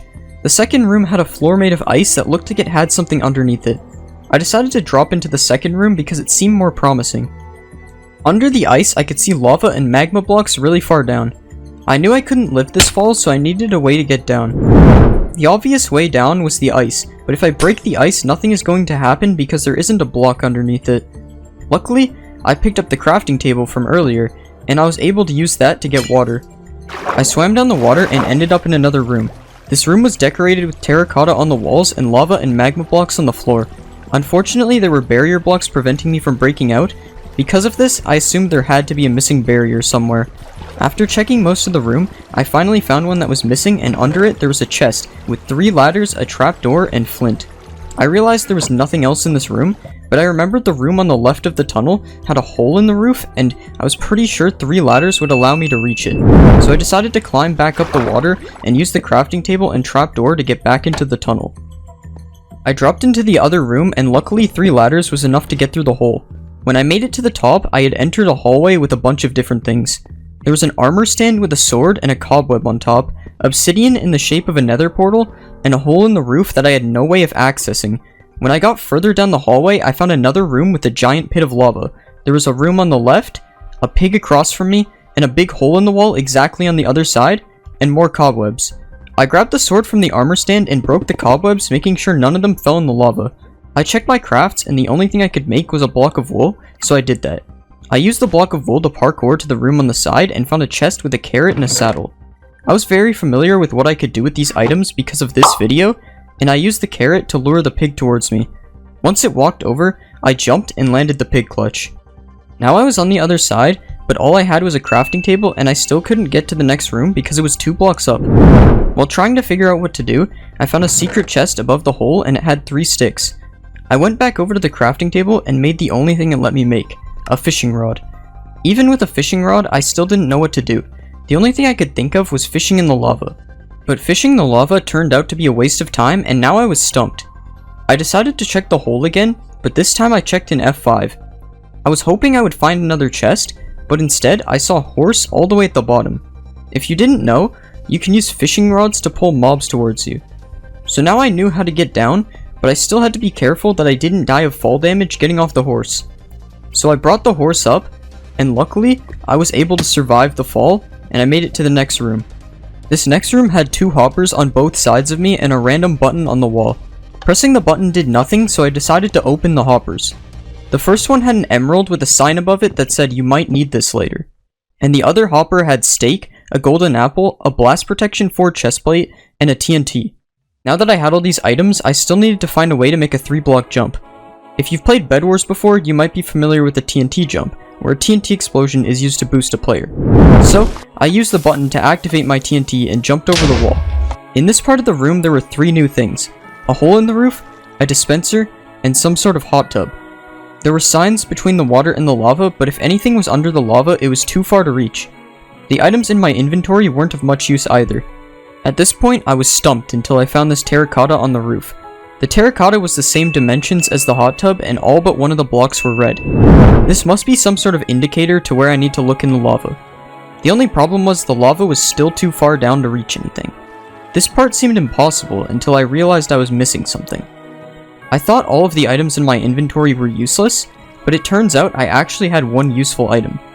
If there was a button or pressure plate under this lava, I could actually use the fishing rod to activate it. So I tried casting my fishing rod, and sure enough, I heard a noise. The fishing rod had activated the dispenser, and a shulker was spawned. I let the shulker hit me with levitation, and I was carried to the next room.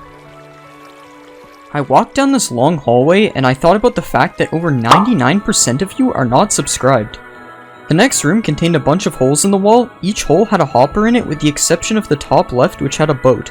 I also looked in F5 and found one of the holes had a crafting table. It was safe to say I needed to craft something in this room, so I dropped down. When I dropped down, I checked each hopper and they all contained 2 bamboo. I then made my way to the crafting table and checked the crafts. The only thing that you can make with bamboo is sticks, so I turned them all into sticks. After that, it was obvious that I had to make ladders. I used the ladders to climb up to where I saw the boat earlier and clicked the boat. I picked up the boat and found a chest in front of me. The chest had an iron ingot and that was it. I climbed up the staircase and I was back in the room I saw earlier. The only difference now is that I had both flint and an iron ingot, which means I could enter the nether. So I dropped down, lit the portal, and traveled to the nether. The portal brought me to a room full of barriers with a nether-themed wall pattern behind it.